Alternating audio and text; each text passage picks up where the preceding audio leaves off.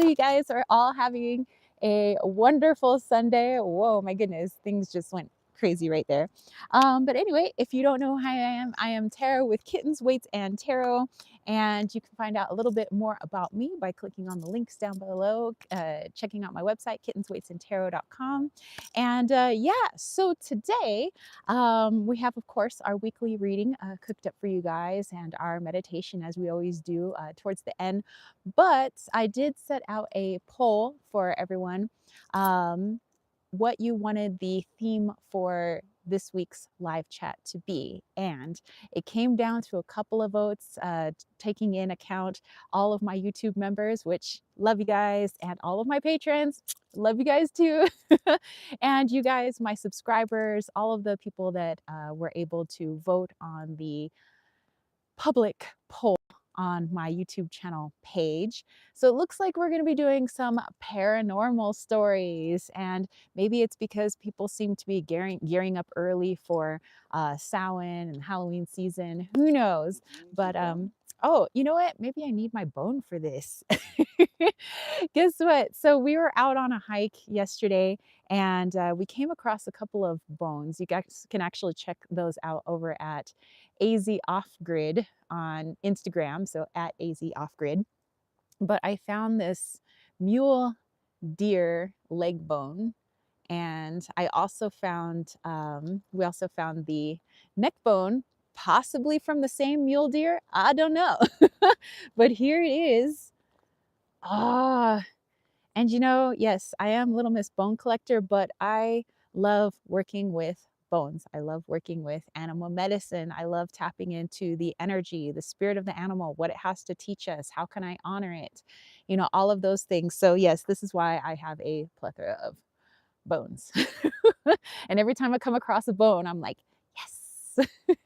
But anyway, so yes, have a mule deer cervical vertebrae, so neck bone, and I have the front leg bone. So I'm pretty happy with my finds and figuring out what I'm going to do with them for just kind of a tapping in ceremony, and just cleaning them up, cleansing them up, sending healing energy to the animal that once was, and also how we can learn from it. So anyway, I want to ask you guys, how are you doing? Hey Lisa, how are you? What's up, chica? So yeah, I'm hopefully it's not too windy for you guys. You know, it's not, whoa, big ass vulture just like whoo, right past, probably about like 15-20 feet away. Like all right, cool. Speaking of bones, maybe he's coming for the bones, but you know what? These are pretty pick clean. You know, they've been pretty bleached by the sun, so I'd say these are pretty old. So sorry, vulture, nothing left for you. But yeah, how are you guys doing? What do you guys got planned for this Sunday? What do you guys have planned for the week? Would love to hear from you. Let me just put this right here. But yeah, it's been a bit windy. The wind started kicking up yesterday, probably because we started getting a lot of the trails in the sky, and we hadn't had them for a while. You know, there weren't it wasn't anything going on in our skies, and all of a sudden just heavy trailing yesterday. So then we got heavy winds during the evening, and then they are trailing a little bit this morning. So all of a sudden we have wind again, and that seems to always be the case. Not that this place never gets wind on its own, it's just not like this. So anywho, Erica said hello. Hey, how are you? Recently found your channel, been bringing your content. Thank you for sharing. Love the videos with the hummingbirds. I'm glad you enjoyed that. So yeah, if you guys haven't checked that out already, I have a chatting with the hummingbirds video. I actually have to put more nectar in that feeder because they're just little hungry beings. They're just like suck up that nectar. But we have 2 feeders, and I originally had just that one feeder, which holds like 3 cups of nectar, which is a lot of nectar. But they started fighting over it, or at least it appeared that they were fighting over it. And I was like, oh no. So I went and got another feeder, and now they're fighting over both. And So we decided, you know what, let's have a little sit down, a little chat with them. Turns out they're all just playing, and that's just how they play. And I noticed that that's just kind of what they do when they're all like chasing each other around. But then those same hummingbirds can just kind of chillax next to each other. So they're not really at war, they're not really enemies. But you know, us humans, we're like, oh no, conflict, what is happening? But they really truly do need more nectar in that second feeder because they have done sucked it dry. Anyway, let's see. Janine is here. Hello. She says, hello, everyone. Lisa, Tara, mwah. Same back to you. I hope you guys are having a lovely Sunday, like I said. Okay, so today we're going to be doing some paranormal stories, and we are also going to be diving into the weekly readings. So perhaps we should do the come on now. Weekly reading first, and then we'll go into our paranormal stories.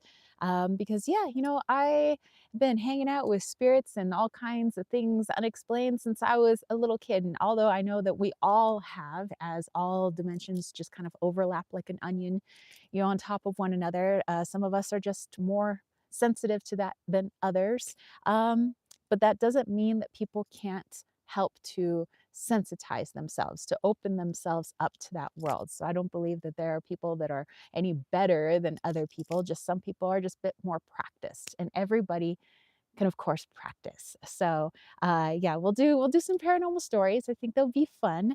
Some unexplained things, but maybe some things that, you know, if they aren't unexplained, then let's go ahead and tap in. Maybe we'll sling some cards, maybe we'll channel them, but we'll see. All right, so if you guys want to go ahead and grab your decks, or maybe just get yourself ready for a little channeling, some downloads, maybe you want to bust out the pendulum or whatever works for you. Yeah, let's share it, because that's what these live chats are all about. It's not just me, you know, bubble head over here, but for you guys to also offer your input. What is your guidance? What are your downloads? Share them here so we can get an even more rich picture of our week ahead. All right, so I have some decks here.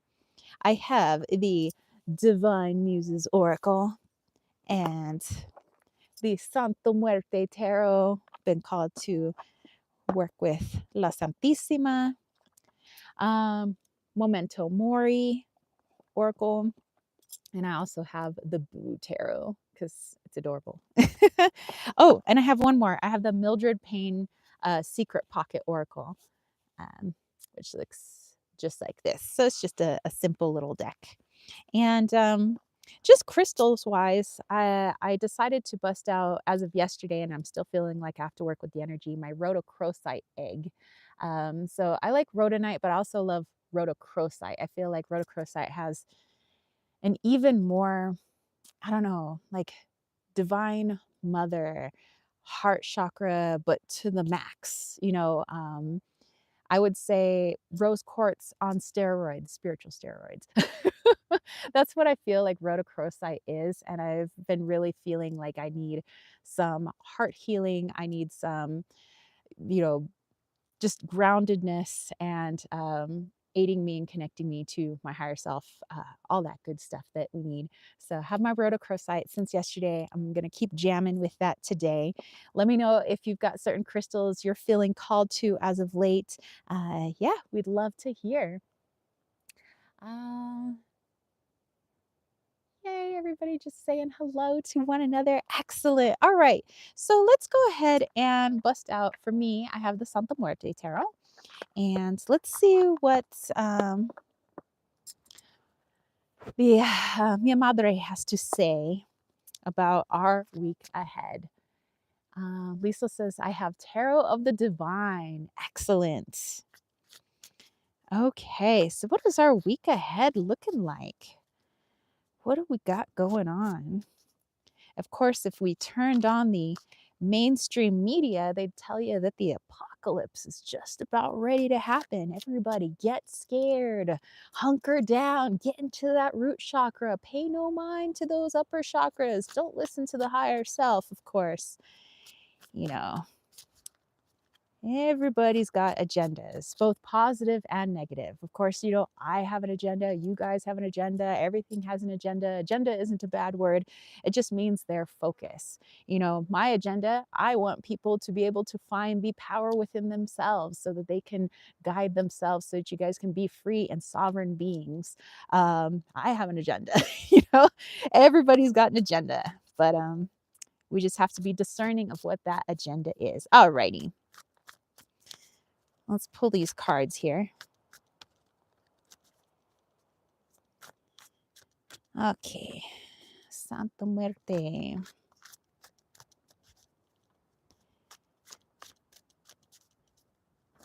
¿Qué es por la semana? What do we have for this week? Ooh, all right. Okay. I gotcha. All right, so let's turn these over for you guys. You guys know what I'm doing. Lisa says, I have black and white crystal only. I don't know what it is. I love it still. I have a few crystals that I like, even stones that I've picked up from the property. I can't tell you 100% what those crystals were. And I think maybe sometimes it doesn't even matter. It's the energy. You're attracted to that energy. If that energy is aiding you, then go with it. Sometimes we don't need to always know, like, what is the name of this? Because really, what is in a name? A rose by any other name would smell as sweet. Okay. We have the Chariot. We have the Two of Wands. All righty. I love the little pistoles there. We have the Justice card. Justicia. Okay, so let's put all of these together. So we have two majors then, and a fire card. So our Chariot, Justice, and our Two of Wands. Okay, so let's dive into this.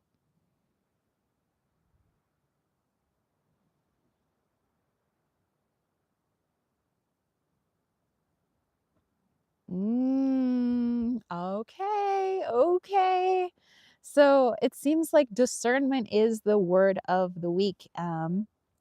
As we're continue to be bombarded by all types of information, not only the information that we're getting from our higher selves, but the information that perhaps we get from friends and family, coworkers, strangers on the street, the information that's coming in off of social media, off of the mainstream media, or sometimes independent sources. There's all of this information coming in because a lot of people they just feel that there is changes on the horizon. Maybe even people can't put their finger on it quite yet. Like, what are those changes?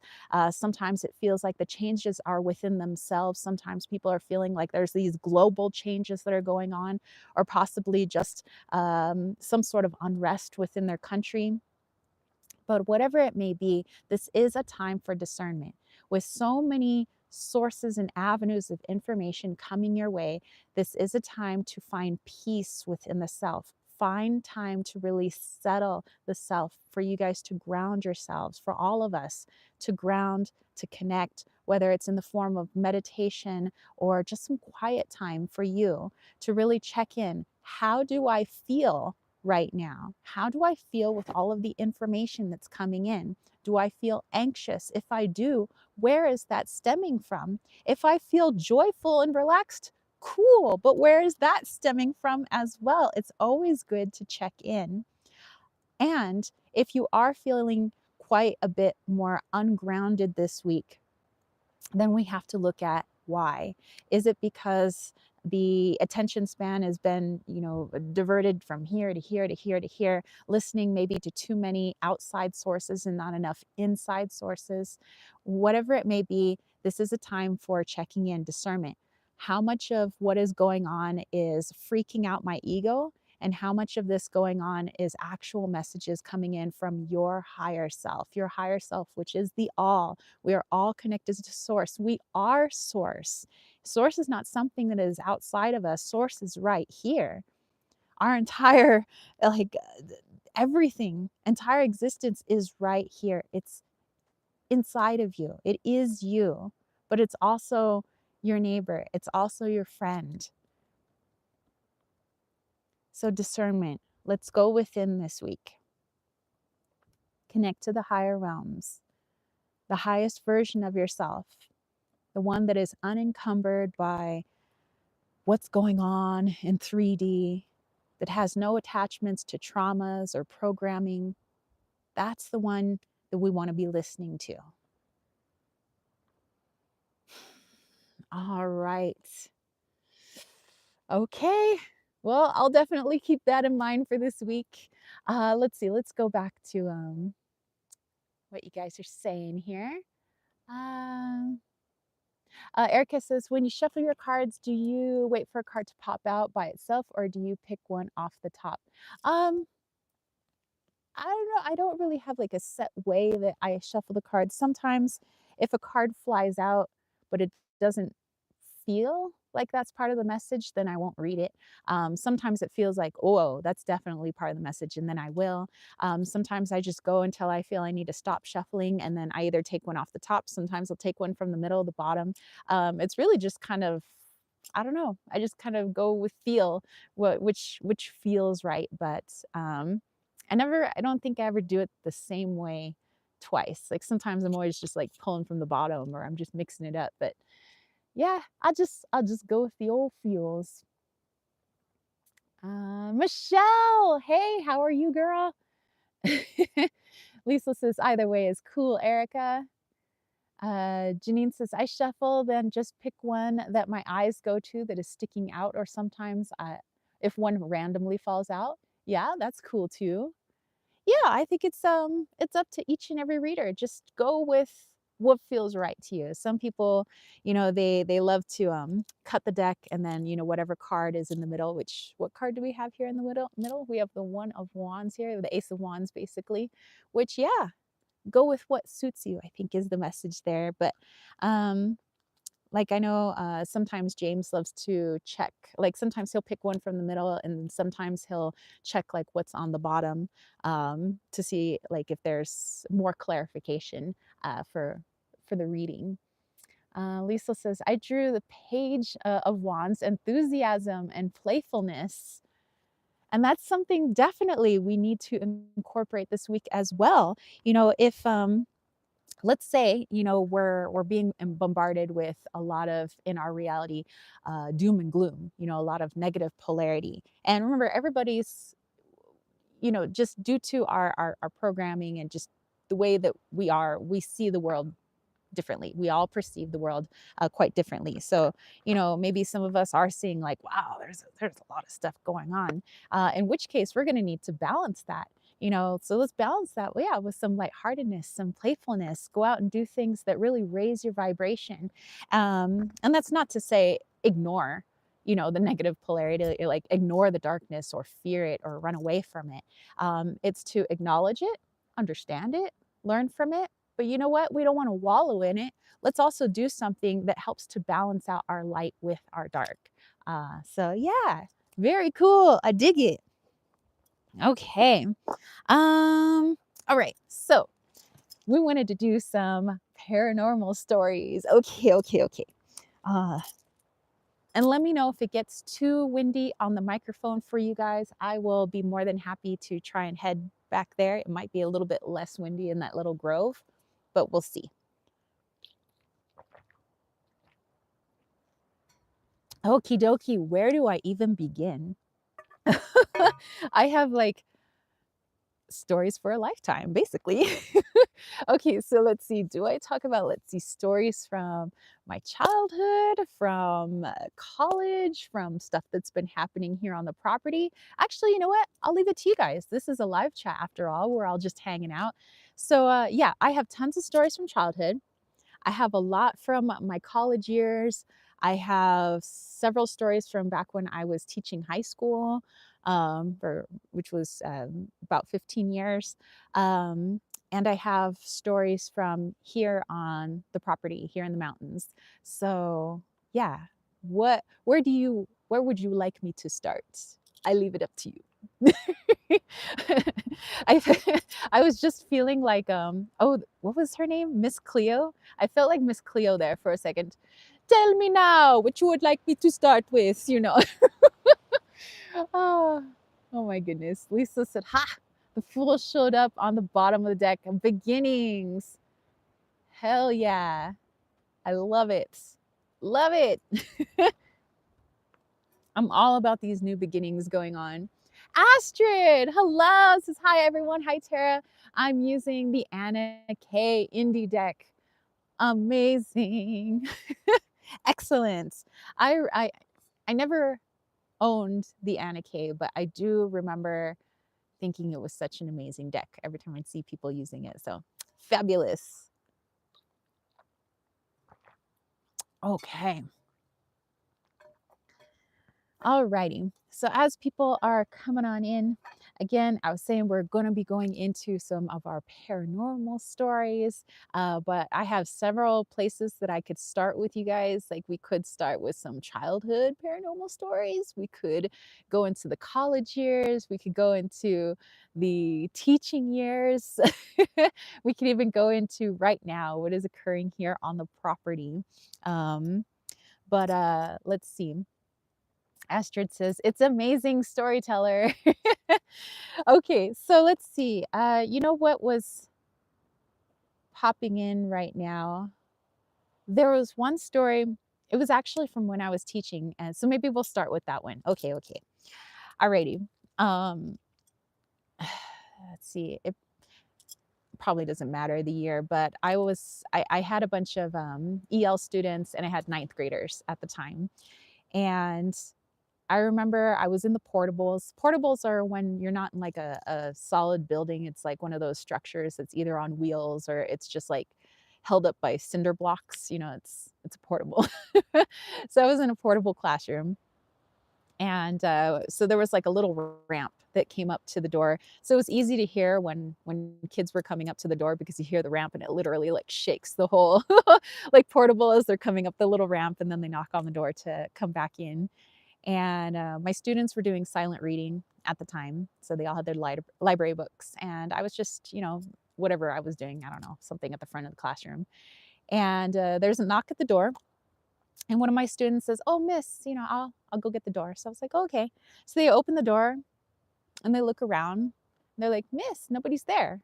You know, but we heard somebody come up the ramp and knock on the door. So then we thought, it's just one of the students playing a prank, you know, where they knock on the door and they run away. Although we didn't really hear anybody go like run away.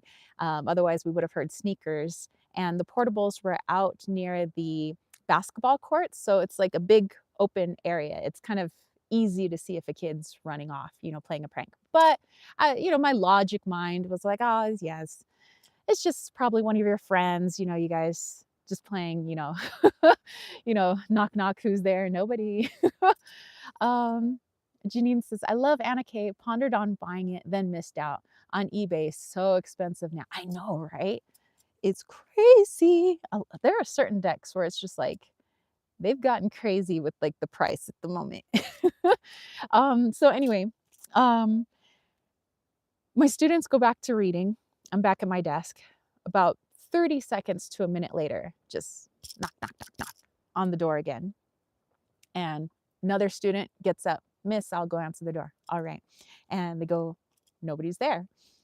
Okay. Now the students are like, dude, they need to stop. Like I'm just trying to read my book. And me too. I'm getting a little like, okay, we're going to catch this kid and send him or her back to class, like whatever. Susie says, oh, didn't know you were live. Yeah, I forgot to actually post that I was going to be going live yesterday. So I just kind of like went live. So here we are. But yeah, so one of my students is like, Miss, is it okay if I put my desk right by the door so I could just open the door immediately? Because now the whole class, like we're all in on it. Like we're all like, we're gonna catch this kid. Oh, everybody's saying hello. Angela said, hugs and blessings, everyone. So glad to see you all today. Blessings, hugs, love and light, joy to all today. Same to you. Mwah! So now we got a kid posted up by the door. I'm still at the front of the classroom. All the kids have put their books down now because, well, I mean, any excuse, I guess, not to do any classwork or any reading, we're they're ready for. So so they're all staring at the door and we're waiting. And underneath the door, you can always see like the shadow of like feet, you know, because of the light that comes in from underneath the door. So we're all, oh, Lisa says the chat stopped. Oh no. Oh no. Hopefully it's going okay. Yeah, I noticed that there is a little bit of a lag with the chat. So hopefully it's okay, guys. Um, So we're all staring underneath the door and we're waiting to hear the footsteps coming up the ramp. So we're all quiet and we're just like waiting. And we didn't hear the footsteps, but now we could see feet under the door. We see two, like the shadows of feet, and we can kind of hear like the sound of like somebody standing right there. And then again, we hear knock, knock, knock. And I already have a student who's like right there with his hand on the knob. He throws the door open like before the last knock could be done, and there's nobody there. Every one of my students freaked out.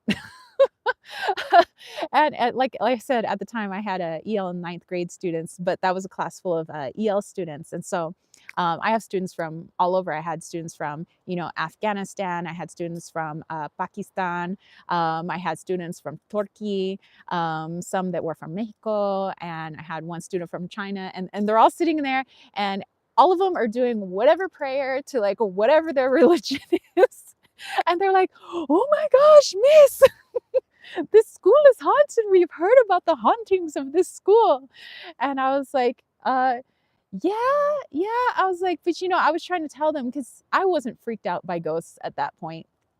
You know, I'd done a lot of spiritual work by then where it was like, okay, spirit is just us without a body, and that's not scary. You know, it's like if another human being was there knocking on the door, but you know, in this instance we just couldn't see them. They're just residing in a different realm. So I kind of tried to tell my students that without placing my beliefs on them, because I can't really do that as a teacher. So I was just like, you know, why, you know, sitting down, why is that so scary to you guys? And they were like, because it's a ghost. And I was like, and what could a ghost do?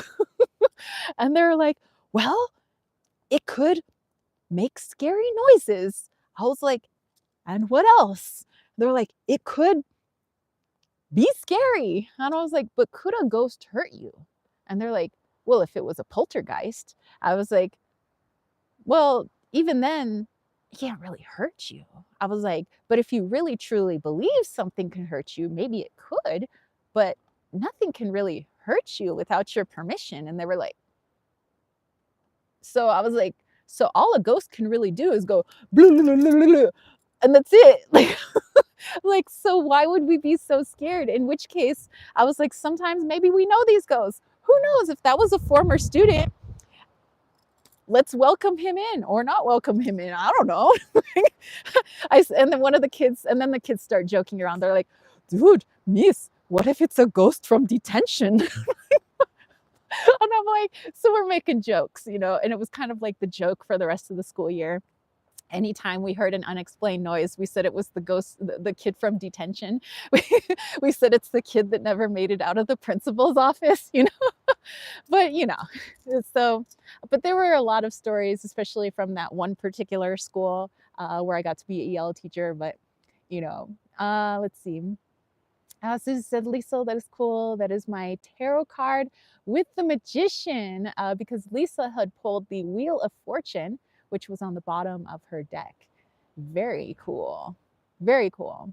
And like I said, reminder, guys, if it gets too windy, I'll more than gladly move. I don't want you guys to feel like we're in like a tornado at the moment. Even though I have my little like fluffy thing, which is supposed to cut down on the wind.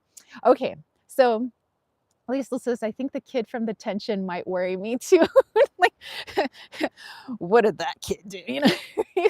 So anyway, let's see, Angela says, that looks relaxing. It's the winds of change. Girl, you know it. You know it. I'm all about it. There was one other story, and although, I mean, the school, that particular school had a lot of things I think going on. Astrid says, I can hear the wind. Or can't hear the wind. Oh, okay. Um, but there's one other story that stood out in my mind. And that was when I was working at a different part of the school. It was a different school year. And I was working in one of the original buildings of the school. The school was built in 1950. And so it had these long corridors. Think The Shining, right? You know, where you got a pair of doors. It's not elevator doors, but you got a pair of doors on one side, you got a pair of doors on the other, and then it's just lined with classrooms and it's indoors. And then it's and there's lockers in there and things like that. So and it hadn't really been upgraded probably since the 60s. So it's a little run down. It still has that weird like army green paint. Do you guys remember like old schools where everything was that weird like metal army green? Just looked very militaristic. Like, I don't know. It just, I like school is already maybe sometimes not fun. Let's just make it look more like a prison, right? So anyway, run down, you got these big clunky like air conditioners full of dust sticking out of the windows and the walls. They don't even work anymore. So you just kind of sweat to death in the middle of El Cajon, like especially when it gets closer to school getting out and it's just so freaking hot. And you got ceiling fans that barely work. So I'm in the old section of the school. And I used to stay after school to try and grade papers so I wouldn't have to grade when I got home. And, you know, so this would be before track season starts up. So I'm not coaching or anything. I'm just grading. I'm hanging out after school, you know. Lisa says, cool, I want a job at that school. You know what? I would say of all the schools I worked at, I enjoyed teaching the most probably at that school. It had the most character. The kids had the most character. Yeah, I had a lot of fun there. Plus, I just really love working with EL kids. Like, I dig it. ELD is my jam. So, and if you don't know what that is, it's English language development. So English language learners. So it's after school. There's a couple of teachers still, you know, staying after in their classroom. So some of the doors are propped open, some of the doors are closed. Mine's kind of partially propped open, and I'm just at my desk, just grading papers. I can hear some of the teachers leaving. And at one point I like looked out and it looked like maybe one teacher, two teachers were left, but I didn't really pay attention and I went back to grading. And at some point you get so into the grading that like you don't hear anybody anymore. And so I'm just there. And all of a sudden I hear crying in the classroom. Like I share a wall with the classroom next door. And I hear what sounds really muffled, like maybe a girl crying. So it sounds like, you know, like that, like she's in distress. I'm like, oh. So I, you know, I put my work down and I went around to like go to the classroom next door, but the door is locked. And we had these like portals, like a little window, like a circular window that's in the door. So you can always like look in the classroom. And I looked in and the guy that works next to me, like he wasn't there. All the lights are off. And I'm thinking, is there a kid in there? You know? And so I was like, or maybe I just imagined it. I was like, maybe it was outside or something like that. So I was like, oh, okay, whatevs. So I go back inside my classroom and I go back to try to grade papers. And as soon as I sit down, though, I hear it again, except it's louder. It's like, you know, and I'm like, okay. And it sounds like she's right, like leaning against the wall, which shares my wall. And I'm like, okay. So I go over there and I'm jiggling the door and I'm like, hey, hello, hey, you can't be in there. Are you okay? Like, you know, but then I'm thinking, wait a minute, what kid can lock the door? You need the key to lock the door. And I'm like, And so I look up and down because I'm wondering if there's like maybe another teacher there. Maybe they heard the crying, you know. Angela's like the horror movie watcher in me says never follow the crying. But you know, the teacher in me is like, there's a kid in distress. I want to go help them. So, so I'm not thinking that there's a freaking ghost at the school, you know? Janine says, collective, the Muse Tarot, two of materials. Tell me, how do you carry all these discs, these spinning tasks and roses? How do I juggle these safeties and risks and their million intricate poses? Ooh, ooh, I like that. Um, so yeah, hey John, hey, how are you? Happy Sunday. So I go and I realize that I'm the only teacher left in the hundreds building. Like I'm like, oh, you know, because every teacher has gone home except for me, at least in that building. And I'm like, okie dokie. So I go back into my classroom and I'm like, alrighty. So I like wait, I pause, and I'm like listening. I'm like, alrighty. So I sit down at my desk and I go to like pick up my pen again for grading, and all of a sudden it's so much louder. It's like the kid is in my classroom now. Like it sounded not like they were in the classroom adjoining me, but that they are in my classroom. And the classroom got so cold all of a sudden. Like I felt this icy, like breeze come through the like in my room, and I'm like shivering. And I'm like, and I will say I got a little unnerved for a moment there, because the crying was so loud. It was like crying, like, and and you know, and I was like trying to keep my wits about me, and I'm like, ghosts can't hurt you. Ghosts can't hurt you. It's just a spirit. This is like somebody who's obviously in distress. So I'm like just at my desk, and I'm like, hello, like, are you? Who are you? And I like don't know what else to do. Like I feel like I can't move from my desk, but the kid is just crying. So I'm just like, okay. So I decide to bolt from my classroom. And I decided just to stand in the hallway and just like, okay, come on, regroup. Come on, Tara. I'm like, pull it together, because I wasn't quite doing like all the stuff that I do now. So I was still like, I could still get scared, you know? So I was like, come on, Tara. I was like, come on, pull it together. It's just a spirit. It's a child that maybe just doesn't have a body right now, and maybe they need some help. So I'm like, okay, I go back in my classroom, but now it's not cold anymore and I don't hear the crying anymore. So I was like, okay, all right, I think it's done. So I sit down back at my desk, and it wasn't over. uh, Angela says, why were they so sad? Poor thing. Yeah, you know, at the time, I hadn't quite honed my skills to the point where I could just tap in and converse with a spirit. Um, I still maybe needed a deck of cards or something, but I at least try to put it out there that I wanted to help. That you know, I'm trying technically not to run away. Yes, I did go stand outside my door to like go get a breather, but then I came back in, you know. I tried to help, you know, in any way that I could, but the crying had stopped. So I was like, okay. So then I'm back at my desk, and I don't know, I'd say like 15 minutes or so maybe had gone by, and all of a sudden I hear the lockers slamming. But what's interesting is those lockers, there's a bar that goes across them, and they've been locked up because there are new lockers for the school and the kids are all using the outside new lockers. But for the old buildings, since those were such old lockers, they'd been kind of basically chained up and the kids can't use them anymore. But now I'm hearing slamming lockers, like kids are getting their books and they're slamming the locker closed. So you hear like the, you know, boom, you hear the, and I'm like, so I'm a little startled. And I'm like, okay.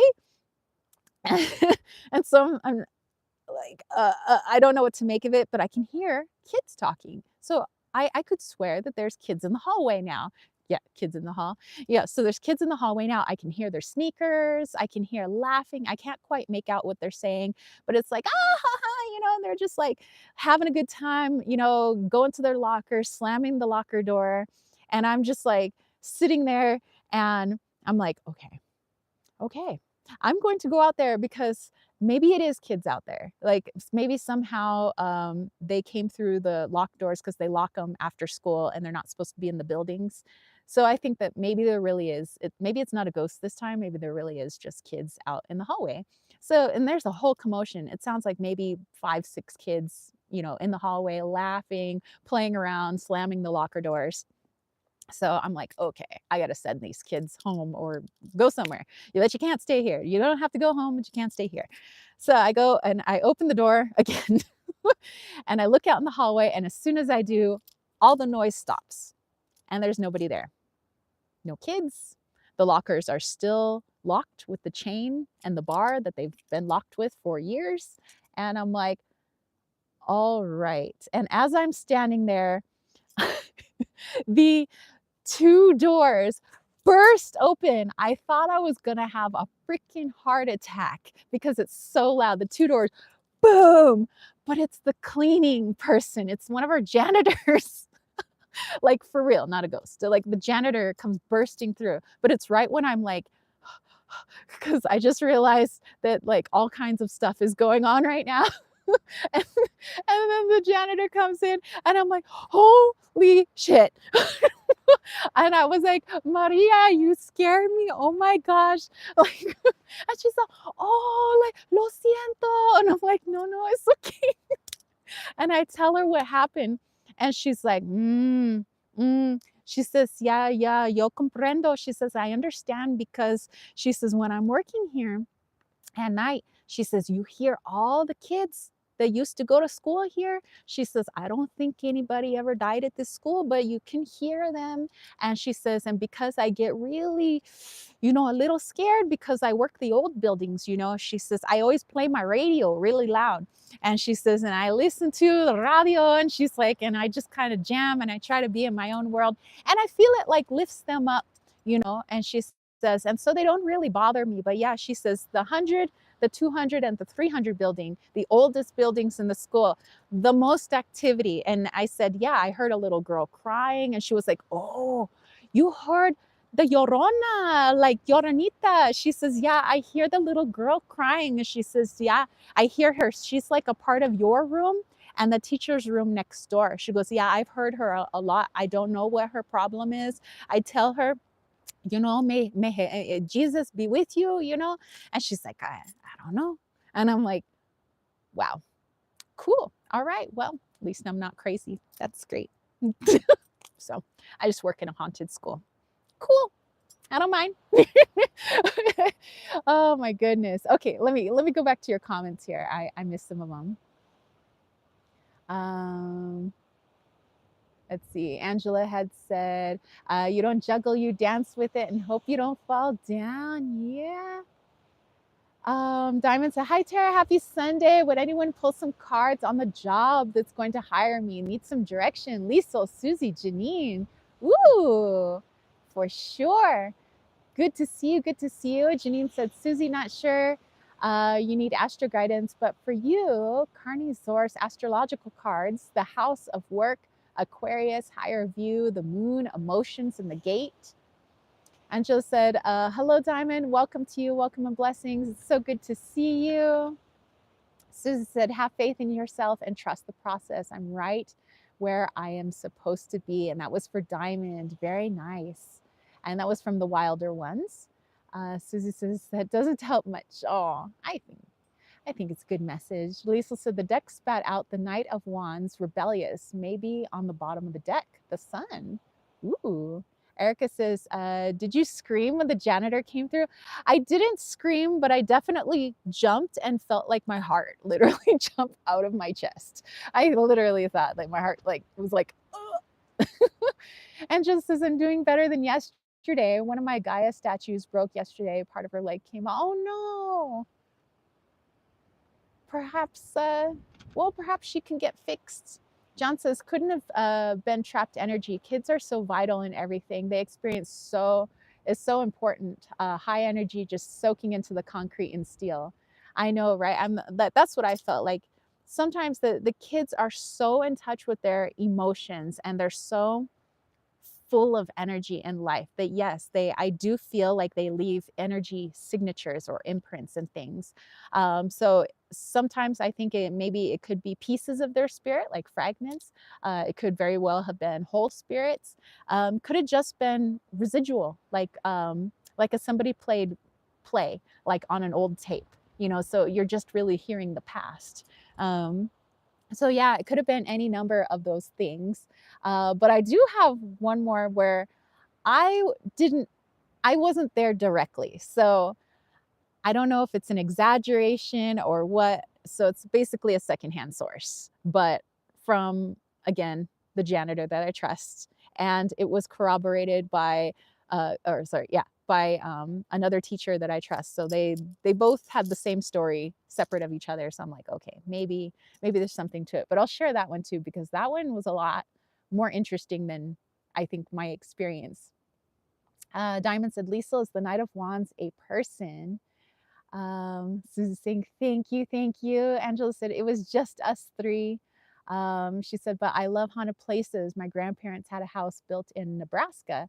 That's where I lived for high school. And I always had my door handle rattle at night, even though the room was downstairs. Ooh, interesting. Somebody wanting to come in and maybe hang out.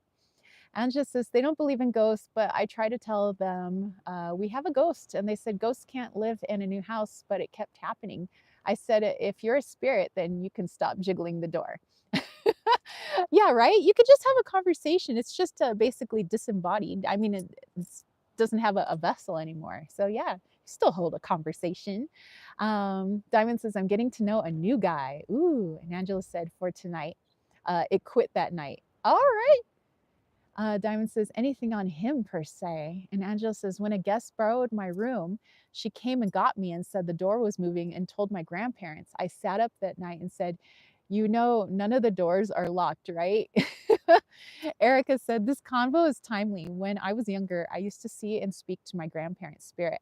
I used to also sense other spirits and it scared me. So as I got older, I closed myself off to it. Oh, and Angela said, to the thin air, you aren't trapped. I went and opened up my door and said, come on, I'll take you to the front door, and walked out to the front door and held it open for a second and said, here is the way out. I love that. I love it. Erica said, I've been considering opening myself up to channeling. I'd love to hear from the group what your thoughts are on how to go about opening to channel. And are there any precautions one should take? Ooh, well, I would love to talk about that. Susie got for Diamond 5 of Wands and a push and pull, maybe tug of war. No one wins on the guy. Interesting. Angela said my door handle still occasionally jiggle some nights after that. Maybe they're just stopping by to say, hey, thanks for acknowledging me way back when. And it's just a little like, hello, how are you? Susie said, or for the reading, just use caution. But Janine got for Diamond, I'm not psychic or as intuitive as Lisa and Tara, but using the house of work, and the 3 cards I pulled are Cancer, caring, Saturn, challenges for Diamond. Let's see, she said, affirmation, I give life to the potential that resides in me and the qualities of my choices by repetition and devotion. I've just realized your name is Diamond and I pulled a 49 diamond cards. Yes, love the synchronicity. Okay, so yeah, your question on channeling and opening up. So first and foremost, I would say you really have to get to know your own energy before understanding and connecting to other energy. For me, that's been through meditation. You may have other ways in which you might go about that. But for me, just personally, this is just my story. I go into meditation, and I've done this for a while, every day checking in, going into meditation, start to understand what my higher self sounds like versus what my human self, my ego sounds like, get to discern that voice, so that now, as I move about my everyday, I know when my ego is taken over or my higher self is leading the way. You just start to understand the voice, or now it's like a feeling, really. So then, taking that step further, when I got into channeling, since I had a pretty good grasp of my own energy, what my own energy feels like, what my own internal voice sounds like, and the voice of my ego sounds like.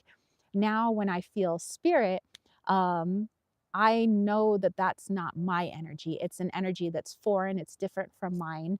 And now, if I am listening to that voice or that feeling, I know that that's not my own voice in my head and that's not my own ego. That must be something else. And then I go from there. Um, as far as protection, if I know that I'm going to be doing that type of energy work, or maybe even just going into meditation with myself, I always try to ground myself, which for me is imagining my roots going into Mama Gaia. I'm reconnecting with my human nature. I tell my higher self, hey, you create the shield that you think is for my best and highest good. That shield is created all around me from my higher self, so that I feel protected going in, so that anything that tries to come through can only come through if subconsciously or consciously I allow it through, which does happen. When I do channeling, sometimes I feel comfortable with the energy, and I do kind of, can't really explain it, but it's kind of my truth serum, like making sure that the energy I'm talking to is a genuine energy and not something just trying to trick me because they want to get inside of me. So I do quite a few things that I do without, I don't say them on camera really. It's all energetic. And then if I feel comfortable, I'm like, come on in. But I always have control of my body, because my higher self is always still there. Even my ego is there just watching. And if at any point I decide that the channeling is done, I'm tired, or I just don't want to continue anymore, it's kind of an internal signal for that energy of like, okay, I'm ready to squeeze you out, and so they'll usually be like, okay, I'm done. They'll give their final message and then they leave. And then, I do a little bit of a cleansing, just kind of recalibrating of my own energy, usually after the videos that I make after my channelings. Yeah, and that's how I channel. But it's been practice, practice, practice. I'm still practicing. I don't think I'm like number one channeler here. I'm still evolving and changing. Even how I connect through channeling is still evolving and changing. Before I used to not let anything in, and now I'm better at letting things in. And certain things that I am comfortable with, like let's say family members or just energies I feel really good with, like maybe, I don't know, maybe they are pieces of my own energy, so I feel like cool about it. So sometimes they do have a stronger hold on the body, where they actually do start to use my voice. My voice does start to sound a little bit different, or my body starts to move a little bit more. But that being said, I still have a footing inside of me where if I decide I don't want to go any further, even if they're manipulating my body, I could still say, okay, we're all done here, and I can regain myself. So, but yeah, I would say just like for beginner starting off, meditation, get to know your energy, get to understand it, as it relates to, all the energy around you. So, okay, let's go back here. I missed some of your um, chatty chats here. Diamond said he's been busy with getting ready, school and work, so he's hectic the next couple of weeks. Angela said, yeah, I think they just wanted to say, hey, I'm here. Maybe they were a land spirit. Could be, sure. Angela said, sometimes my door will still jiggle, and even though I've moved away. Interesting. Diamond's wondering if anybody else would like to add in with her readings. James, hello. He says, great to see you live. Hello, hello. See you guys talking about the decks. Janine said, the diamond, through commitment of values we cherish and stick to without counting the cost, the character. We continue to build and remains bright. Stay true through rough times, but remain flexible. And Diamond says, it sounds like solid advice. And Susie said, that is so cool. Tara, your channelings are pretty darn spot on. Well, thank you, thank you, thank you. And just said, diamonds are strong gemstones formed from a lot of pressure. The most valuable diamonds lately are colored because they have flaws in the mineral that changes their color. Yes, definitely love that. Angela said, it was once the most flawless white diamond that was most popular, but lately we appreciate the imperfect, beautiful colored diamonds, blue, pink, gray, the rarest being a true red. And Erica said, great advice. Thank you. Angela said, embrace yourself in full and with your flaws. They add color and uniqueness to the gem that you are. Janine said 49 is just the number of the card. Polish, repeat, and continue working on those qualities you want as an indelible part of who you are. There may be work to do that's not easy, but it's important. And Angela said, and remember, diamonds are one of the hardest long-lasting gems. You'll make it through whatever it is bothering you at this time. And Diamond said, pink colored are quite rare. Africa now has England's involvement. And Janine said, the card is a blue diamond. And Susie said, owl energy coming through on the cards too. I'm worthy of love. Diamond said, thanks. Thought making to make sure. Very nice. You guys are amazing. You guys are awesome. Okay, so while you guys continue to pull cards for each other, which I love it, which those of you guys that will watch the replay, please do check out the chat. YouTube is a little slow when it comes to uploading a whole live stream. So sometimes you don't see the chat right away. If you watch the live stream right after it's ended, I'd say give it 24 hours, give it a day, and you'll be able to see what everybody put in the chat. It just, I guess, takes YouTube a while to transcribe it all, especially since we do long live chats. So yeah, just give it some time, but you guys always create such a fabulous chat. I'm always like, you guys replay homies, you guys gotta read all that stuff. Okay, so here's the story I said that's from a secondhand source, but it's just feeling into it. I feel like it's true. Okay, so that same janitor who was one of my friends, she was telling me about an incident that occurred in one of the newer classrooms. And this, like I said, another teacher also said the exact same story or shared the exact same story with me. So it sounds like, you know, I don't know, maybe they haven't exaggerated. Okay, so there was the janitor was telling me that there were 2 other male janitors that were in charge of working that part of the school. And one of the janitors was in the, you know, she says we all meet together and we all decide, okay, you're going to be working this today, you're going to be working this part of the school today, you're going to be cleaning this part of the school today. And so one guy was assigned to one of the buildings, and so he goes into the classroom of one of the male teachers that I was friends with, and he says that he was emptying the trash can into their big trash can that they have, their little cart. And he felt something hit him, like on the back of the neck, like if somebody threw a pencil at him or something. And he was like, what? And she says he turned around and he didn't see anything, but he saw the pencil on the floor. And so he thought that maybe one of the kids, because the door was open, he thought one of the kids had walked by and maybe like tossed a pencil at him. And he was like thinking, man, what a disrespectful kid. Like, you know, that sucks. So he closes the door. And he goes back to emptying the trash cans, you know, and he says, and then all of a sudden, he feels what, like somebody shove him, he says, from his back. And he's like, whoa.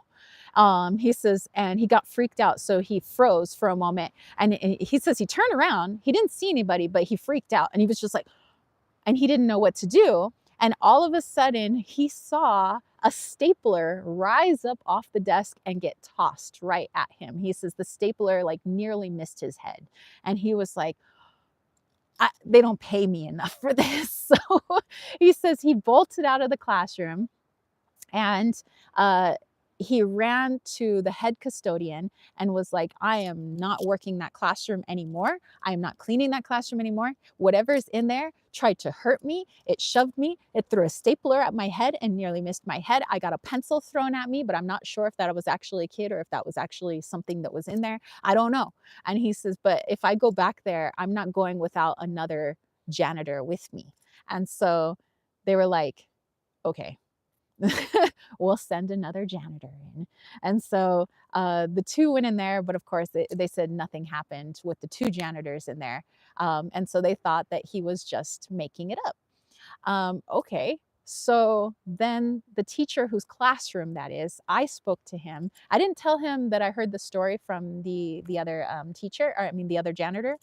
I was just telling him my story of when I worked in the old building, and I was like, what do you think about this school being, haunted, that maybe the kids are either leaving an imprint here or maybe that there are spirits of children here. And he's like, he says something about that. He says, I do have something to share. He says, now I'm atheist, so I don't believe in much. He says, I think everything is just like we live, we die, that's it. I don't believe in spirits. He says, I don't believe in, any of those things. And I was like, oh, okay. And he's like, but I have something that's unexplained. He says, I was working at my desk and somebody threw a stapler and it nearly hit me in my head. He goes, and it left a dent on my whiteboard behind me. It was chucked with such force. He goes, I ran out of my classroom. I decided that I'm taking my work home and I'm not staying after school anymore. And he's like, but I had no explanation for it. It really challenges my beliefs because I still don't believe in ghosts. He goes, there has to be some sort of rational, logical explanation for why a stapler could just rise up on its own off a table and be thrown at my head. He says, maybe we had some sort of earthquake at the time that I just couldn't feel the earthquake. Maybe it was some sort of magnetic pull from the earth. It goes, I don't know, but yeah, that's my unexplained story. And I was like, right. So yeah. Let's see, let's go back and look at your comments here.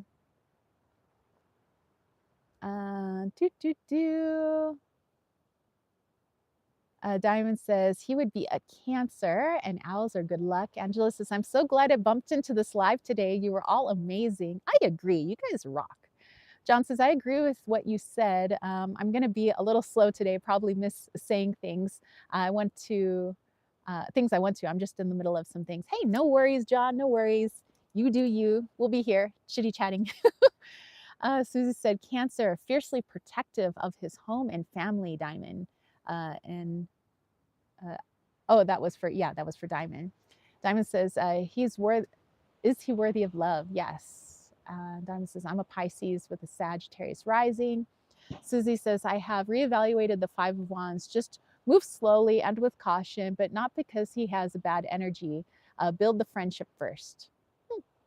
Angela said, as a Cancer myself, I can say some Cancers like their shell. So if he seems a bit closed off, give him some time to open up. Diamond said, he does seem Cancerian with Scorpio. Angela said, why was the ghost checking things? That I don't know. And, sometimes I feel like when people talk about like poltergeists, which are the things that actually like are able to manipulate 3D reality, sometimes I feel that that is actually our own like wild energy. Like sometimes that's us and it's not like really a ghost per se. It's just a piece of us, or it could just be pent up energy, could be pent up negative energy, even sometimes positive energy. But yeah, I mean, there could be a lot of explanations for that, but I'm not sure why just in that classroom though. Erica says, sounds like a hostile spirit in that classroom. I'd be freaking out. Diamond says, give him a chance. I have to. And Susie said, and Diamond, red is your color for the dates.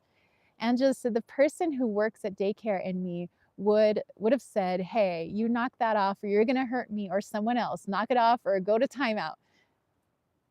That's good advice for the spirit too. Diamond says, I will wear a red dress.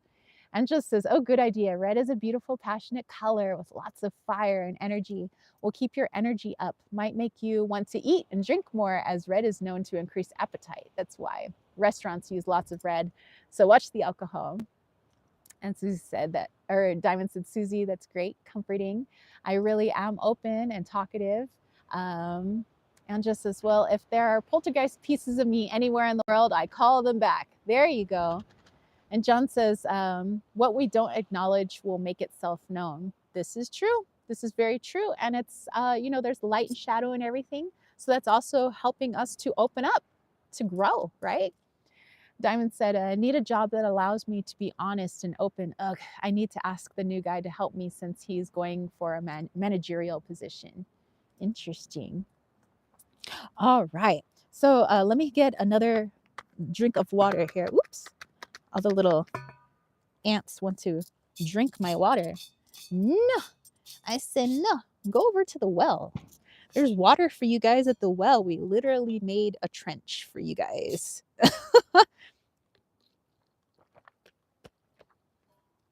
Okay. Just making sure all my little ant friends are crawling on my body. They want to get too up close and personal, you know what I'm saying? Okay. Okay, our little buggy friends. Let's see, Diamond says he really, Ben, I think that is a true cancer. Yes, brave. Okay, so let's see. I do have another story for you guys. And I'm torn between, there's actually some really good ones. Let's see. And by the way, telling these stories, I hope it's not to instill fear in people, like, ooh, you should be scared of the unknown, but just to show like how reactions change. Like my reaction from before, like back when, let's say, I was aware that there were spirits, but I didn't know how to work with them. I didn't know how to communicate with them. And when I don't know something, sometimes when we don't know things, we get a little unhinged, or we feel like a little ungrounded. Whereas now I'm like, I don't know, you I could see Freddy Krueger in the woods, and that's not going to scare me, because I know it's time to drop in and connect. But yeah, that's why I share these. So you can see that there's like an evolution in even, like my journey, and I love working with spirits. So there was a time where I was freaked out by them. There was a time where I wasn't freaked out, but I still didn't quite understand how to work with them. And then there's a time where it's like, okay, I was trying to work with them, but maybe my communication wasn't great, and now I'm just like, wee, let's see. Angela said, I love Lady of Guadalupe and Mother Mary. So lovely. Diamond says, that spirit talking to me. Oh, because Aliso drew the Empress card. In this deck, she looks like Our Lady of Guadalupe. She has a red dress, by the way. Ooh. And Diamond says, I feel he's very much into getting to know me. And Angela says, no tickle bugs during the live stream. I know, right? And Angela says, it's not scary to me. It makes me feel safer to tell my ghost stories. I always worry no one would believe me, so I tend to keep my encounters to myself. And Diamond said, he's from the same cloth like mine. Tanita is here. Hello, hello. Diamond says, what does he like? And John says, it was a strict lens of great I first encountered spirit through. Interesting. Yeah, and I'm hoping, that those of you that maybe are having a hard time like opening up to others about your reality, the things that you hear, see, and feel, because we're all just students here. We're all learning. Even those of us that seem like, oh wow, they're way better at that than me, they're still just learning too. They're just at a different point on their journey. And I think the more we share our journey, it allows others to open up. Like for me, in my family, I have no problem talking about like oh yeah, I work with spirits and like I do channelings and like things like that. And although yes, sure, my family members may think I'm an odd duckling and they don't quite understand me, I have noticed that they are more willing to talk about things where before they would have shut me down and been like, that's just crazy, or like, how do you know that exists? What makes you an expert? Where now my family's like, let's talk about aliens, like, okay, yeah. Then they're like, oh, I've had a spirit encounter. And I'm like, really? because you would have told me that was nonsense when I was a kid. So, all right, but since I'm opening up, it helps them to open up. So, yeah, I hope this encourages you guys to just be more you, be more authentic you, because sometimes the folks that are telling us to keep it hush hush, like don't talk about it, is really just because maybe they're afraid to share their own experiences because they don't understand them. So, yeah. Let's see here. Um, John was saying it was a strict lens of fear. Oh, I see. Tanita was saying, any messages from my boyfriend that's passed on, please. Um, yeah, there are some people pulling cards in the chat. So yeah, if you guys want to help out Tanita, you guys definitely could if you would want. Angela says, my advice as a Cancer is read the energy. If you feel like he's up for exciting and you're up for it to do that too, then if you feel slower is better, try that. Lots of Cancers tend to match energies with people because the empathy is high a lot of the time. And Susie was saying that, oh yeah, we do super chats and super stickers towards the end of the chat if you want to do that, and I'll pull a card for you. Otherwise, you can ask some of the homies that are in the chat. They've been happy slinging cards for homies. But yeah, just ask. That's why I'm like, dude, you guys gotta watch or listen to the chat on the replay because you guys are amaze balls.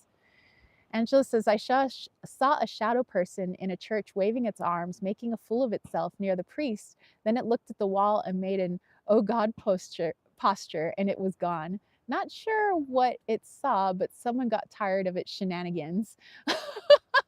I love that. That is so cool.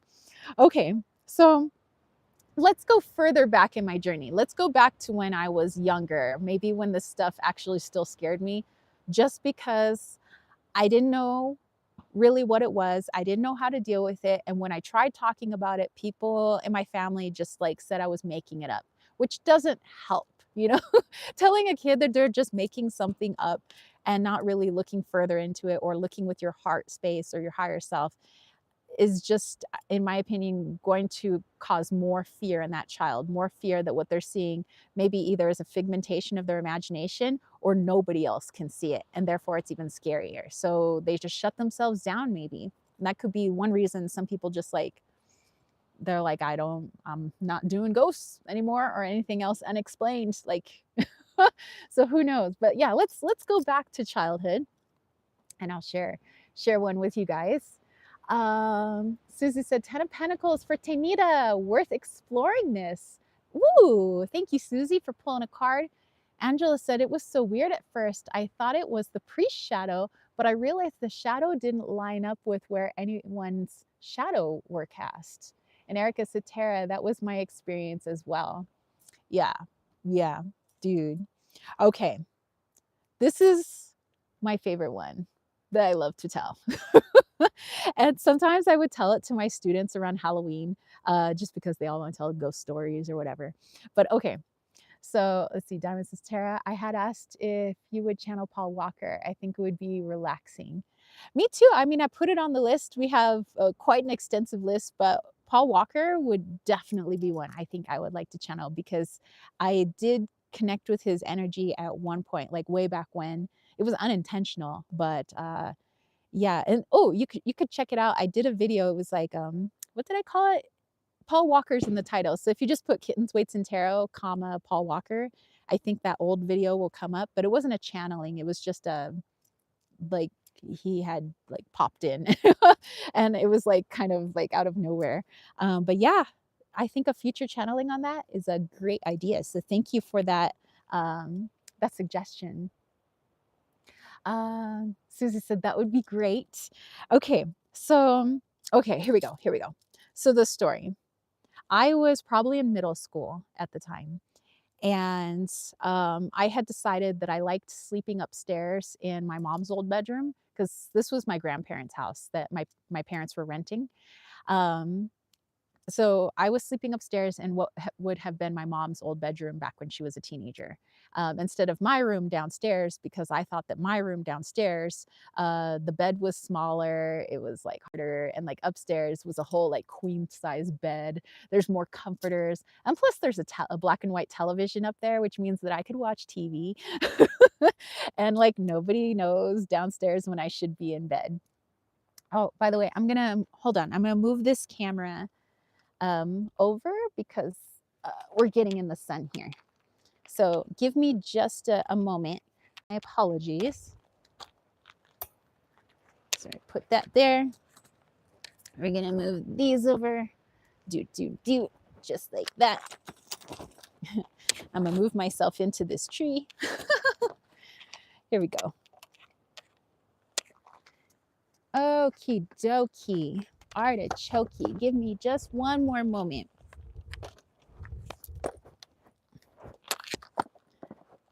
Sometimes we got to play hokey pokey with the sun and the shade here.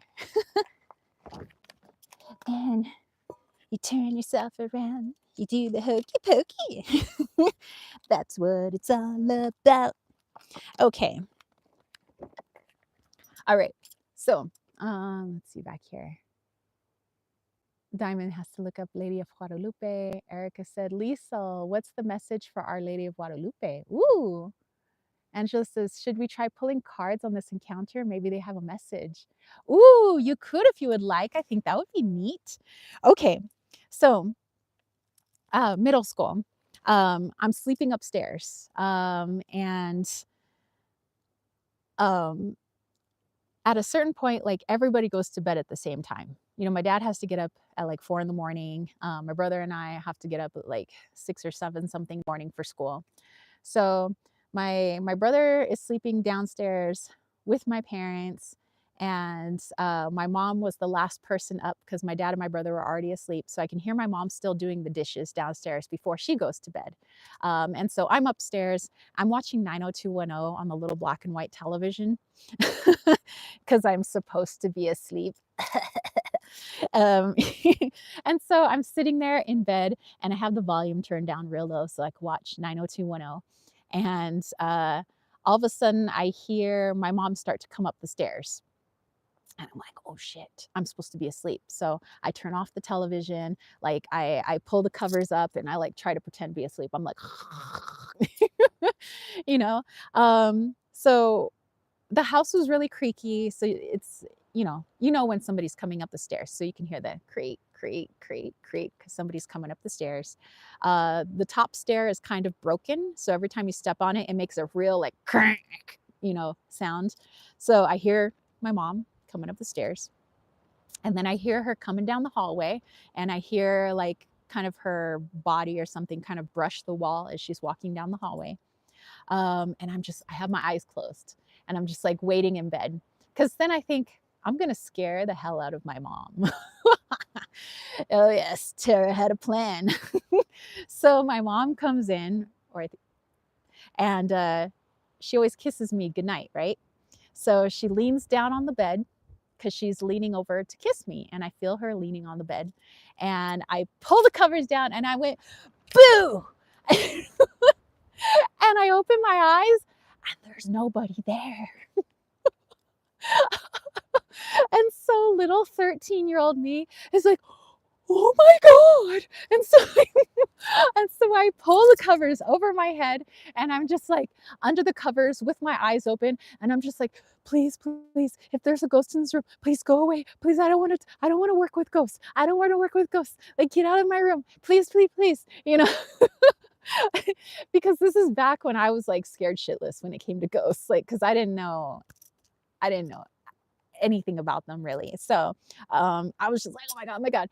And so the next morning, I asked my mom, I was like, um does anything ever like weird happen in the upstairs bedroom? And my mom's like, no, why? And I was like, um so I was in bed sleeping like I was supposed to be. No mention of 90210. And I was like, so I thought that you were coming into the room, and like I thought I like felt you on the like press on the bed because you were gonna kiss me goodnight.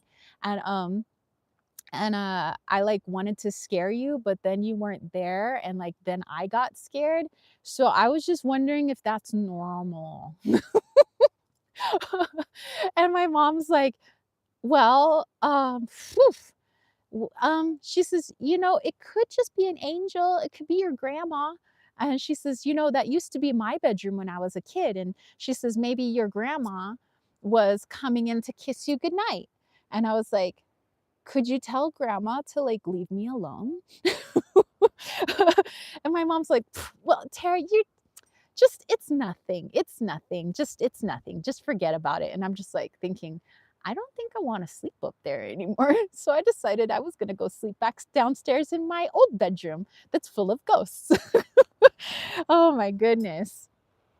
But yeah, nowadays I figure actually when because I have tapped into that energy of that past event, because you can tap into past events. Everything's energetic, you know, timelines, the past, the future, it's all energy. That's how energy workers tapped into those things, right? So I tapped into that past event.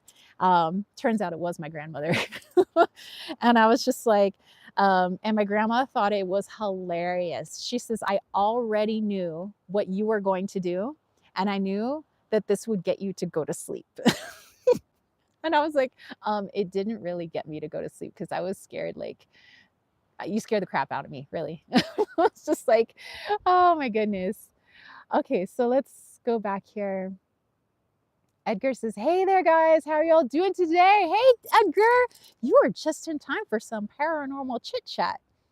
Diamond says, Susie, thank you so much for the great structured reading. That is amazing. Diamond says, Angela, nice divination. Lisa said, she is showing me a red apple is meaning for, maybe the meaning is for Erica. Diamond says, I will remember everything if I get lost in space. Susie's like, yikes. Erica says, nothing comes to mind with the red apple. I like apples, though. John says, Vartiger.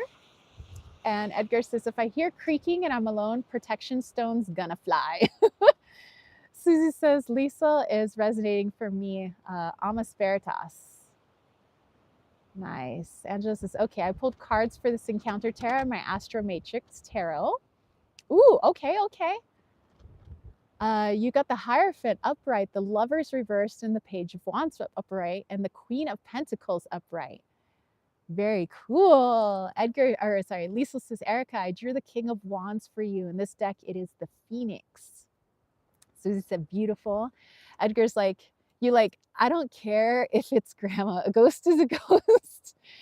Angela's like, I feel like that means they were coming in peace and they weren't there to mean any harm or be unsavory. And it was definitely a matronly figure. She just embraced your joke because she was she was a bit of a trickster, but she had to be calmer and more put together in her life. So she was taking advantage of ghostly fun. That definitely sounds like my grandma. Diamond's like, OMG, my dad's favorite saying, artichoke. Janine says, time for a reading or too late? No, not too late, not too late for sure. Yeah, we could still do super chats and super stickers. And Diamond says he lived in Cave Creek, Arizona. Hey, that's not too far from here. Lisa said, honestly, passion and charm. Wow. So yeah, if you guys want to do some super chats and super stickers, I could take a little break and slang some cards for you guys. And then, yeah, we can get to some more paranormal chit chat.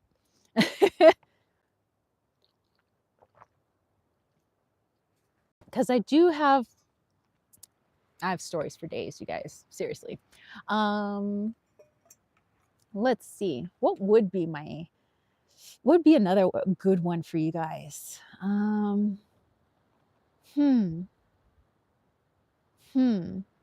I do the one that involved my brother? Oh, I have a good one. It is another childhood one, but at a time when I was a little less scared. So this is like when I'm in high school, like late high school. But I also have a good dorm one. Huh. I know. I think we'll do the one from when I was in high school. I think that'd be cool. Susan's like, I love your stories. Yeah, I'm glad you guys like story time. I like sharing with you guys, you know. Edgar's like, yay, my mom's making pig's feet, yummy. I used to have that. My mom's best friend used to make me like specifically when I came to visit, she always had her pickle pig's feet like ready for me, and she always had jambalaya. And man, nobody makes it like Teresa. And Teresa is now in spirit, so ain't nobody gonna make it like Teresa, you know. um, let's see here. Do do do. Janine said, need to move out of a boyfriend's. Very unhappy. Housing costs too much. I'm desperate for my own space and not to be pulled from pillar to post. Want somewhere my son could stay or have a grandson when older. I feel useless. Question, social housing or private rent? Okay, we can dive into that. And Edgar says, been hearing rasping sounds on my window lately. Interesting. And just said, could I trade you a poem for a reading on a guide from my early years? I want to reconnect with and understand better. Yeah, we could do that. Yeah, I love your poems, Angela. And Susie said, my grandpa loved pig's feet, Edgar. You made me smile. Diamond said, my dad loved Harley Davidson motorcycles. All right, Janine, so let me grab a deck of cards for you. Let's actually use the Boo Tarot. All right, so let me go back to your question. So social housing or the private rent. Okay, so you want somewhere that your son could stay, or to have a grandson when older, because housing does cost quite a bit. I'm understanding you on that one. So desperate to have your own space. Okay. All right. All right. All right, Janine. Social housing or private rent. Let's just tap into your energy for now.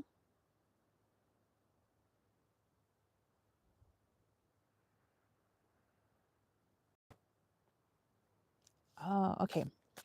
All right. So Janine, before I even pull a card, um, you're just kind of how I was getting the visual from your higher self was like showing you with your son, you know, your family, you're all in this space. And I was getting like the least resistance. So choosing something that's just like for the immediate right now that would be not a burden on you you know, monetarily speaking.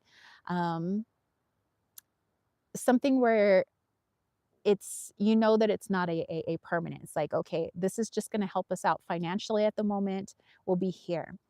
Because what your higher self is showing is that the changes that are coming, not just for you, but for everybody, is going to make any sort of like trying to plan for the future right now a little bit more difficult because that future is in such flux, such change.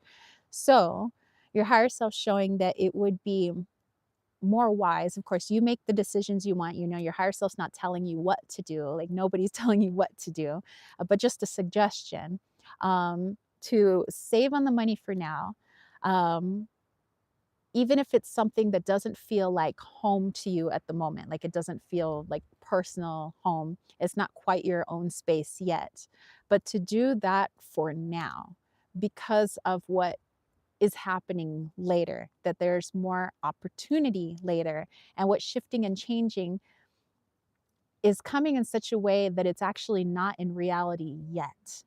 Meaning, what you will have the opportunity to move into and the type of living conditions that will be available for you just aren't in reality yet. It hasn't been created yet. It's not here yet because of the changes that have to take place first before those opportunities are there for you so that you could move your son into a place that you could be in your own space.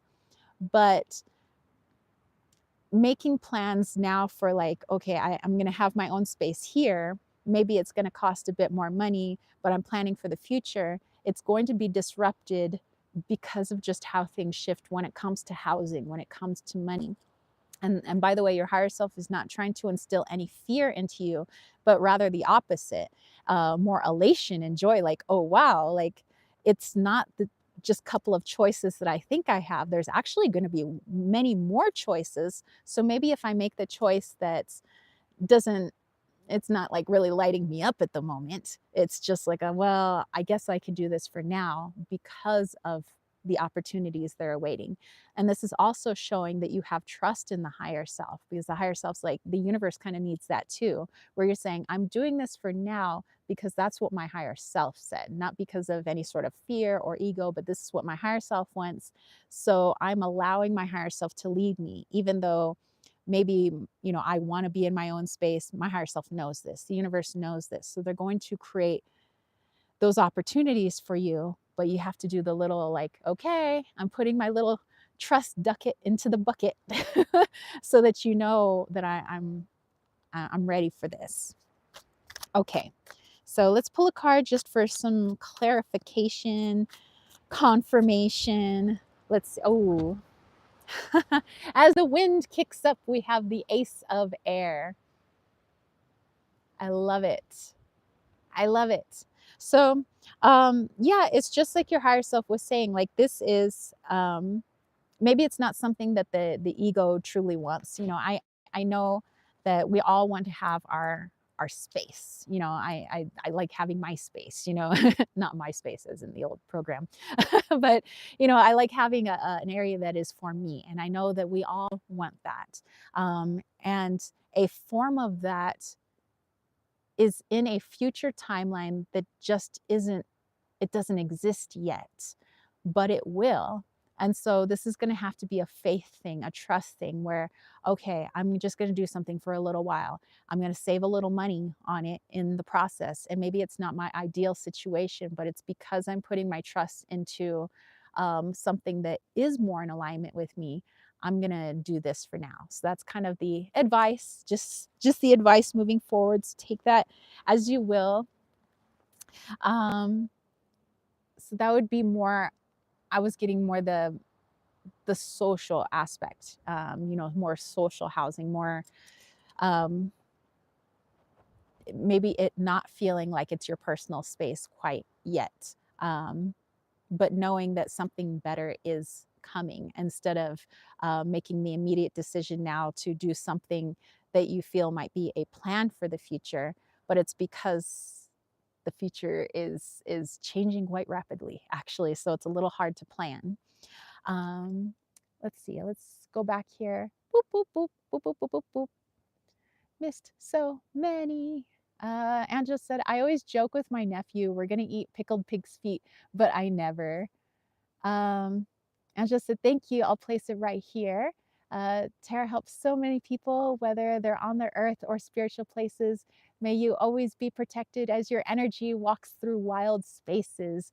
May your guides always be clear and your ego never bother you. And may you be blessed forever in everything you do. Amen. Thank you, Angela. I always love your poetry.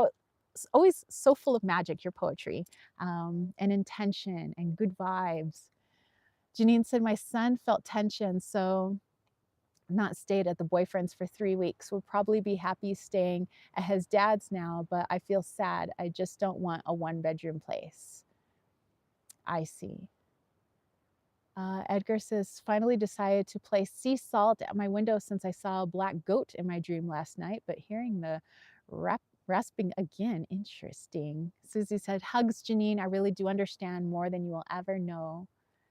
Sending you love and prayers on this matter. Angela said, when I was in high school in Nebraska, I heard a local folk tale that was very exaggerated about a witch, I don't believe, that the tale and reached out to the witch the local kids called Miranda.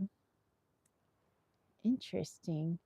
Susie says, it will manifest. Cast away the burden of lack and you will have what you dream of, Janine. And so it is.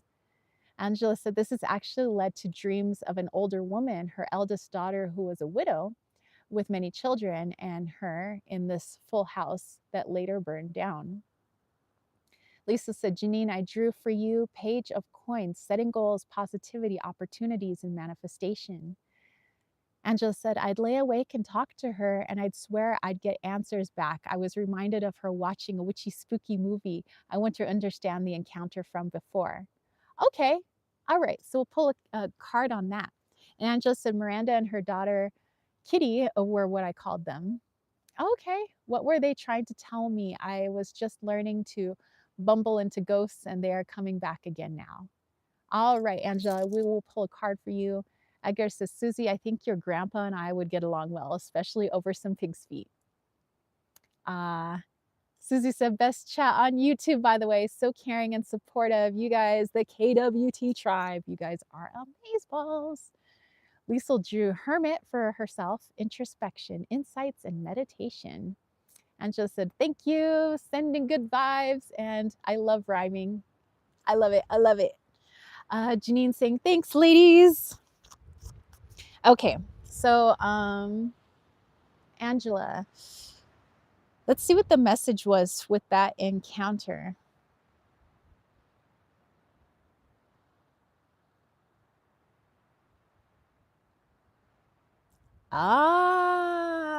Okay. I'll still pull a card for you, Angela, but kind of what was coming through from that encounter was that, and being reminded of that tale, that when the narrative or a group of people trying to formulate a narrative or whatever agenda is trying to be pushed. Remember, agenda is not a bad word, it's just the focus. So whatever focus is trying to be pushed. That sometimes when people label things as witches or other terms which might be used in a more derogatory sense as opposed to an empowering sense, well, that's the inversion there. They're trying to show you that people have taken words that were meant to be self-empowering and they've inverted them. And to look at, and the energy is trying to get you to look at many things or teachings in your life where the group or people have tried to invert it. Maybe not maliciously, maybe because they were uncomfortable with their own power, which is often the case. Some people don't know their own power. And so they would hate to see other people exercising their power because then that makes them uncomfortable, because then they really do have to look at their own beliefs. They have to look at their own programming and they have to question themselves. And that's often difficult for people. So instead, they'll say, parents will allow their children to continue, folk tales of witches, bad witches, they're evil, they do things that we don't understand. Well, really, they're saying is, I am afraid of what a witch represents, one that's in tune with nature, one that understands their true power and their self, and that they could actually manipulate the matrix world because they have an understanding of the matrix. They know that it's just an illusion. And so they allow their children to make up these tales and allow the children to instill their own programming into them that, yes, we need to continue these tales, that witches are bad, witches are scary. You don't want to look at a witch because they'll do something bad, when it's quite the opposite. They're going to show you your light. So that was actually one of the big messages coming through for you, Angela, what the message from the energy coming through of the witch and, Miranda and Kitty, the daughter, is that this is time for you to see the inversions, to see the light, that possibly things that you were told to be afraid of or that were no good for you were actually quite the opposite. They were good for you because they are teaching you your sovereignty. They're teaching you your power. So let's get a card for clarification. Ooh, ooh, ooh. Too many cards. Whoa, little chatty Cathy on that one. If you guys hear the boom boom in the background, that is James and his boomstick. He is just doing a little practice. Okay. Yeah, here we go, Angela. So this one is the Six of Swords. That makes perfect sense. We're moving away from particular programming that actually disempowered us, and we're moving towards our understanding of truth by connecting to our higher self, by connecting to things people say, oh, don't go over there, that's scary, or don't connect to that. And you do connect to it, and you do try to understand it, and you don't run away in fear. And so you're in a beautiful time in your life, Angela. And this is just confirmation from that old tale, and that old energy. So, all right, right on. All right, so let's see here. Angela said, I should also say Miranda was not living. It was one of those old town ghost stories. She was the first ghost I deliberately called on. James said, this is interesting for me. Diamond said, okay, people next door, drugs, prostitution. Are they leaving soon? Okay, Diamond, let's take a look ski. And thank you, by the way, those people getting the super chat, super stickers. I highly appreciate them. Thank you, thank you, thank you. I greatly appreciate them. Okay, so the people next door doing their own thing. Let's see. Are they leaving soon? I assume that soon means sometime this year. Okay.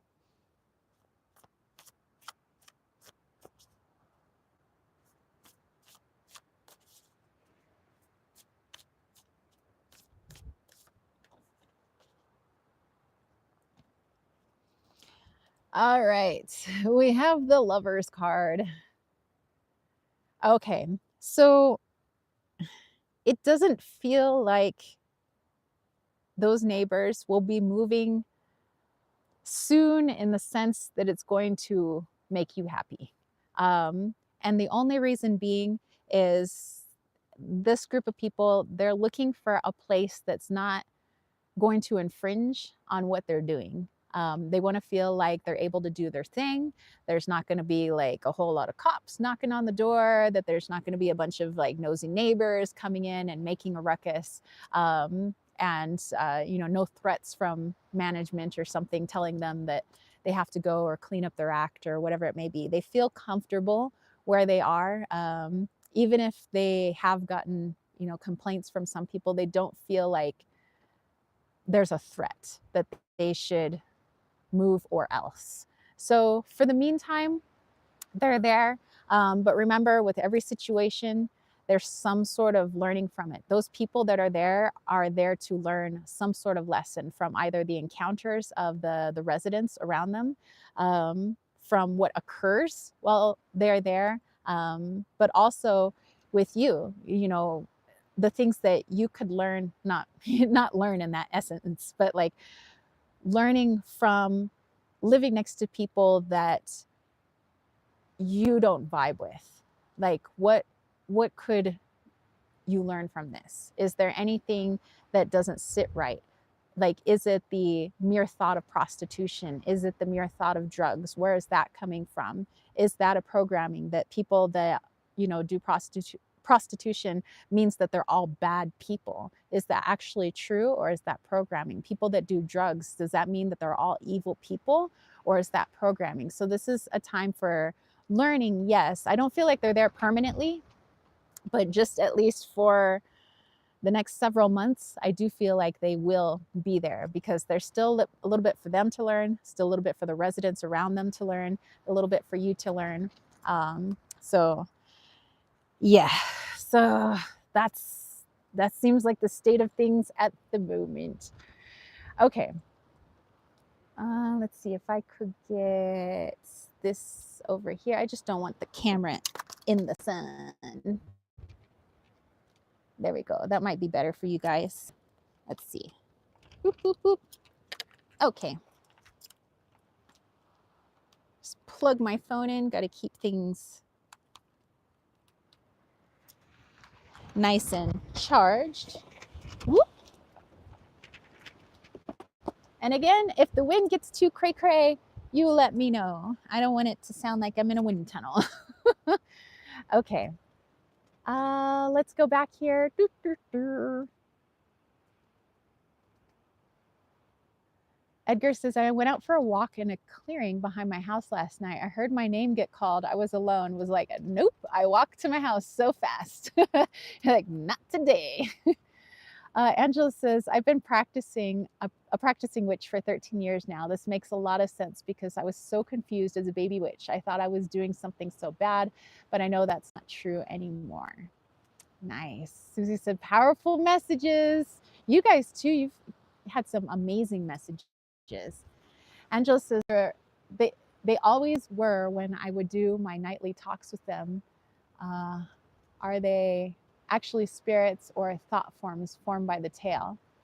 I feel like it was a mixture of both, that it was actual people that had lived there, a person that had lived there, but it got morphed and transitioned into like this tail that really didn't like do this person. It wasn't really anything about this person's life. Like it was a fake tail made about a real person is what I feel like it is. But there is a reason for the tail, you know, that it's not something to dismiss, just, you know, to understand that people make these tales for a reason.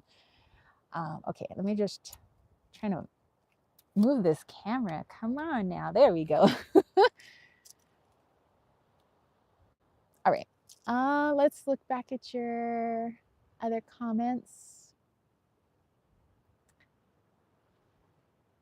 Susie said, Silver Star Priestess for later. Lots of love on the playback.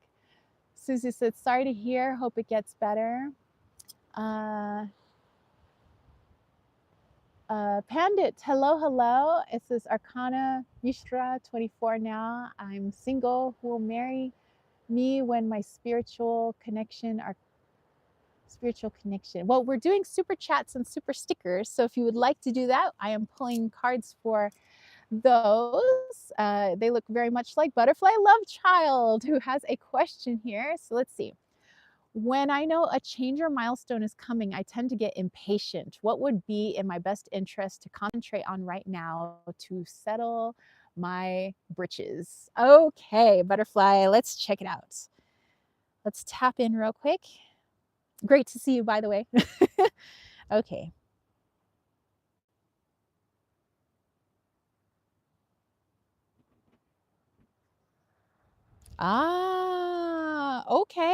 Okay. So since we're all going through a huge, it seems like quantum learning right now, like we're all jumping ahead, like leaps and bounds when it comes to our learning, lots of stuff coming up for us. And yes, you know, there are some huge changes, you know, occurring for you on the horizon, a lot of things happening. But you said that there are, you always feel like this like impatience, you know, that, oh, something's coming, something's coming.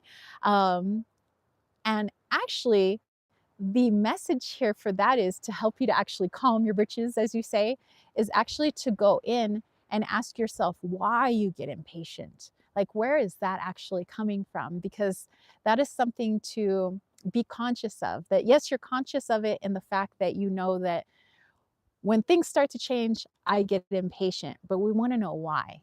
Why do you get impatient? There's a reason for every emotion. Our emotions are always trying to tell us something. So it's time to go back and look into the past of before, I would say probably when you were really young, when things were getting ready to change or you noticed there were changes. Perhaps some of the anticipation was because things were so maybe mm, not good at the time that you couldn't wait for the changes, or perhaps it was that you love surprises, and so that you always, you know, were anticipation, you know, you're excited, anxious anticipation for those changes. But it is helpful to know like why we do those things. So this is more of something to focus on your emotions, why they happen, even if it's for positive things. We don't always have to look at things just when it's in the negative, you know, like, oh, I always get upset when this happens. We don't always have to look at that, but sometimes we have to look at our joys too. Why do we get so happy in certain situations? Why are we so joyful in certain situations? Because we can learn just as much from that as we can from the things that trigger our shadows. So this would be a lovely thing for you to focus on at the moment, is the things that truly light you up and bring you joy and happiness when you get, you know, excited anticipation before big events. Why? Why is that? So this is going to be a fun little project for you, maybe one that you could do a little bit of journaling about. so that you can start to understand your positive emotions just as much as you understand your negative emotions. Butterfly says, I think I'm bored of the current status quo. So, yeah, I mean, definitely something to look into. Our boredom is emotion. It's coming from something. And some people can be just as happy doing the exact same thing every single day. And they wouldn't say that's boredom. But somebody else doing the exact same thing every single day would feel bored. Why? Why is that? So that's something to look into. So let's pull a card here. Why do we feel the boredom? Why are we feeling anxious anticipation? Why are we feeling joy in certain situations? There's always a reason for everything. There's a reason for every single emotion. It's just sometimes when we're excited about something, we're happy, we decide it's not an emotion to really look into. We're like, oh, it's joy, it's happy. That's a good emotion. Okay, moving on.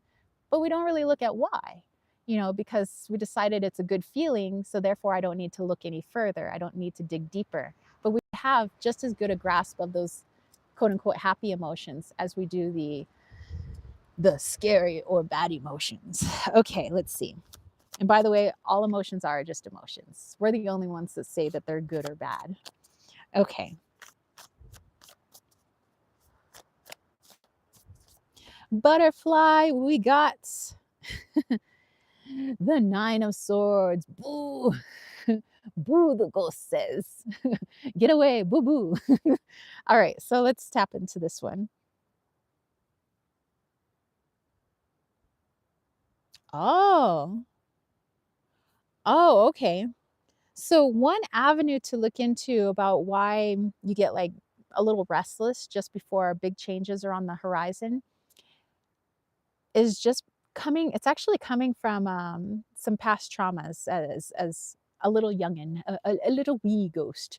Not trauma as in the way that like there was something horrible happened to you, but just a feeling that you had as a child.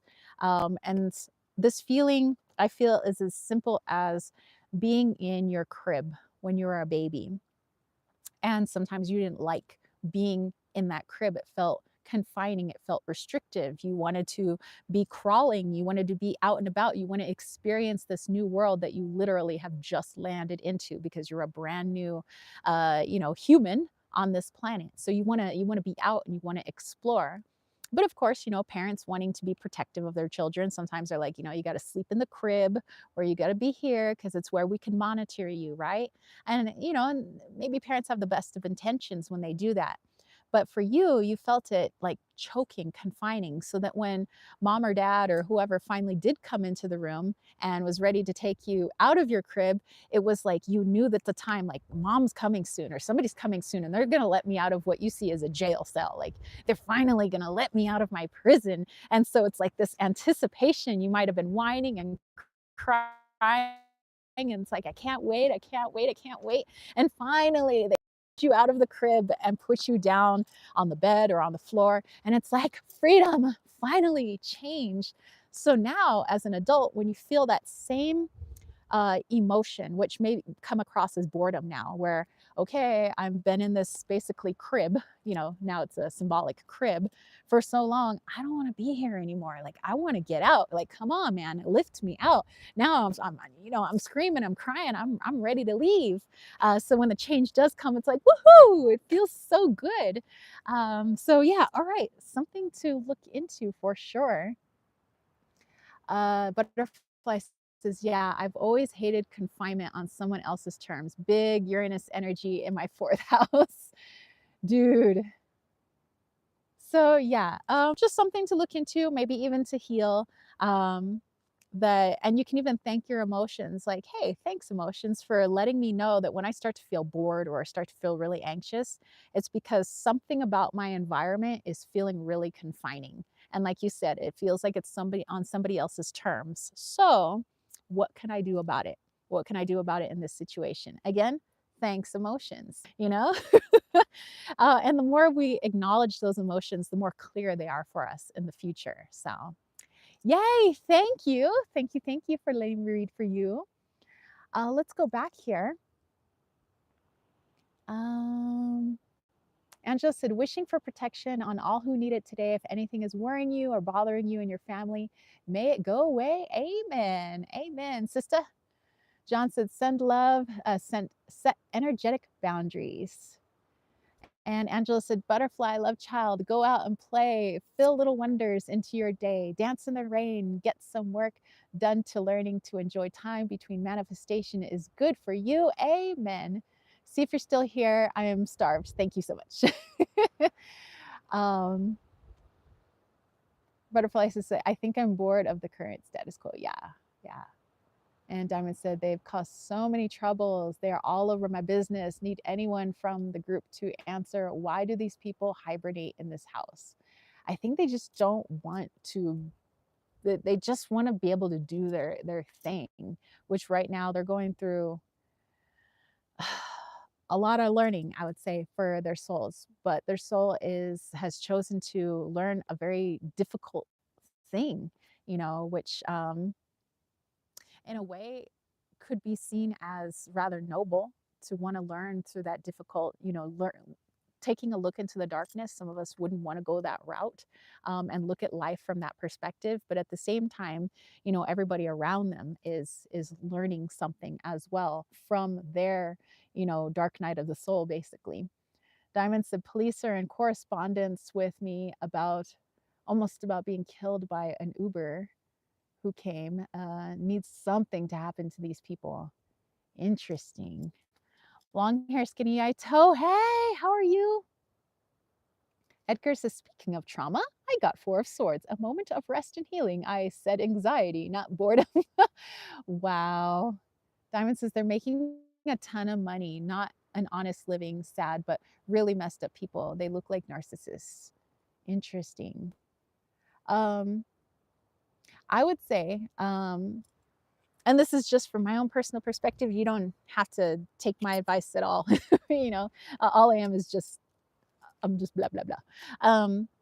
But from my perspective, because I've had people that, especially like living in an apartment, where like I was like, I hope these people move out. I hope these people move out. And it's just like, I thought that they were just awful people because they, seem to be interrupting my day and my time and my energy.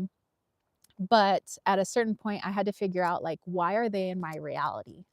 Why, under whatever energetic circumstances, why have I brought myself into this reality with these people? What can I learn? I mean, while I'm here, while we're all like kind of stuck here with each other in this apartment, there's probably something I got to learn. So, I went inwards and I wanted to see why these people upset me so much. Of course, there's like the external, like, obvious reason. Like, of course, I don't want to hear stomping on my ceiling at 4 a.m. when I'm trying to sleep. But like, why really? Why really am I bothered by these people's energy? And it came to like the way my higher self was bringing it to my attention was they had the energy of my parents being disrespectful, not caring about my personal space. And so even though they were far from my parents, not, they don't resemble my parents at all, it's the energy they were exuding and not so much their actions of like what they were actually doing. I was like, oh. So then I knew that during this time, while whatever's going on is going on upstairs, I was like, okay, I got some unhealed traumas with my parents because obviously I'm triggered by these people because I'm still triggered by my own parents. So I had to go inside, and I'm not saying I like totally healed that and released that, but at least I had a starting point, to work on, so that in the future, when I came across people of similar energy, I was like, whoa, okay, thank you for reminding me that I still have healing to do with my own parents and that I need to work on my energetic boundaries and, all the other things. And I wanted to send these people healing. I didn't want to send them more negativity. They already lived in negativity, like their whole life is negativity. They probably didn't need more coming from me. So I was like, okay, send these people healing so that they could heal, so that they could see that they are worthy people. They don't need to, hide in, let's say drugs or, prostitution, things like that, that they have power. And if they actually knew who they were and the power that they had, I don't think that they would allow something external to rule them in that fashion. So instead, I was like, okay, I'm gonna send these people good juju. What happened, actually, what ended up happening is they didn't move out, but an opportunity came up for me and I got to move out. And then all of a sudden, I wasn't in their energy anymore. Um, so like I'm saying, this is just me. That's just what I did. I'm not saying that this is your exact situation or what you need to do. I don't know. I hope that it's helpful, just a different perspective. And I also feel for you. I do know what that could be like, and I know it's not fun. It's not pleasant. But we could definitely learn something from it, I think. Okay, so let's see. Let's go back here.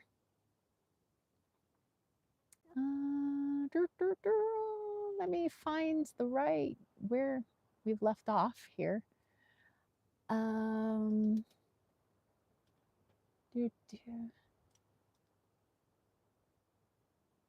everybody sending diamond protection. Butterfly said, thank you, everyone. Diamond's thinking they're part of a cult. Oh my goodness. Susie said, great perspective. Diamond said, well, maybe send the ghosts there to help out too. Hey, maybe helpful ghosts, helpful ghosts. Thanks, Diamond. Tiny Witches, Jenny. Hey, how are you? Oh my goodness. Good to have you here. Good to have you here. Okay. All right. So thank you everybody who allowed me to do the super chats and super stickers. Okay, so what I would like to do now is send you guys off with one more paranormal story since that's what you guys voted on. But then also a healing.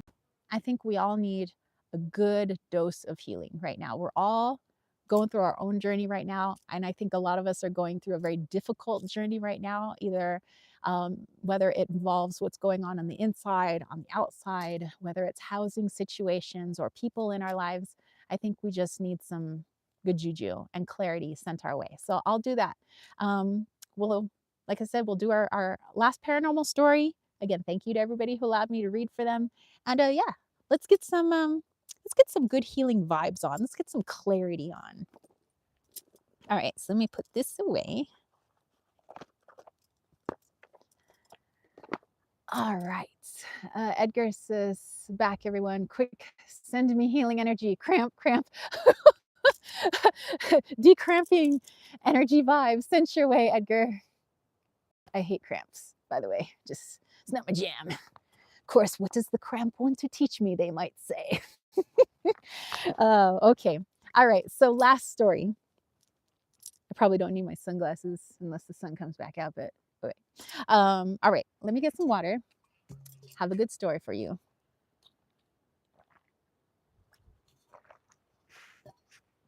Okay. All right. Let me get to my Miss Cleo vibes. All right. Call me now for your free reading. Anyway, so Edgar says, from the floor holding my leg. Thanks, Susie. Oh my goodness. Have a banana, Edgar. Bananas have potassium. Potassium helps to relax muscles so that you don't cramp. Or if you have some coconut water laying around, that has way more potassium than a banana. That's the coach in me. So there you go. Okay. All right.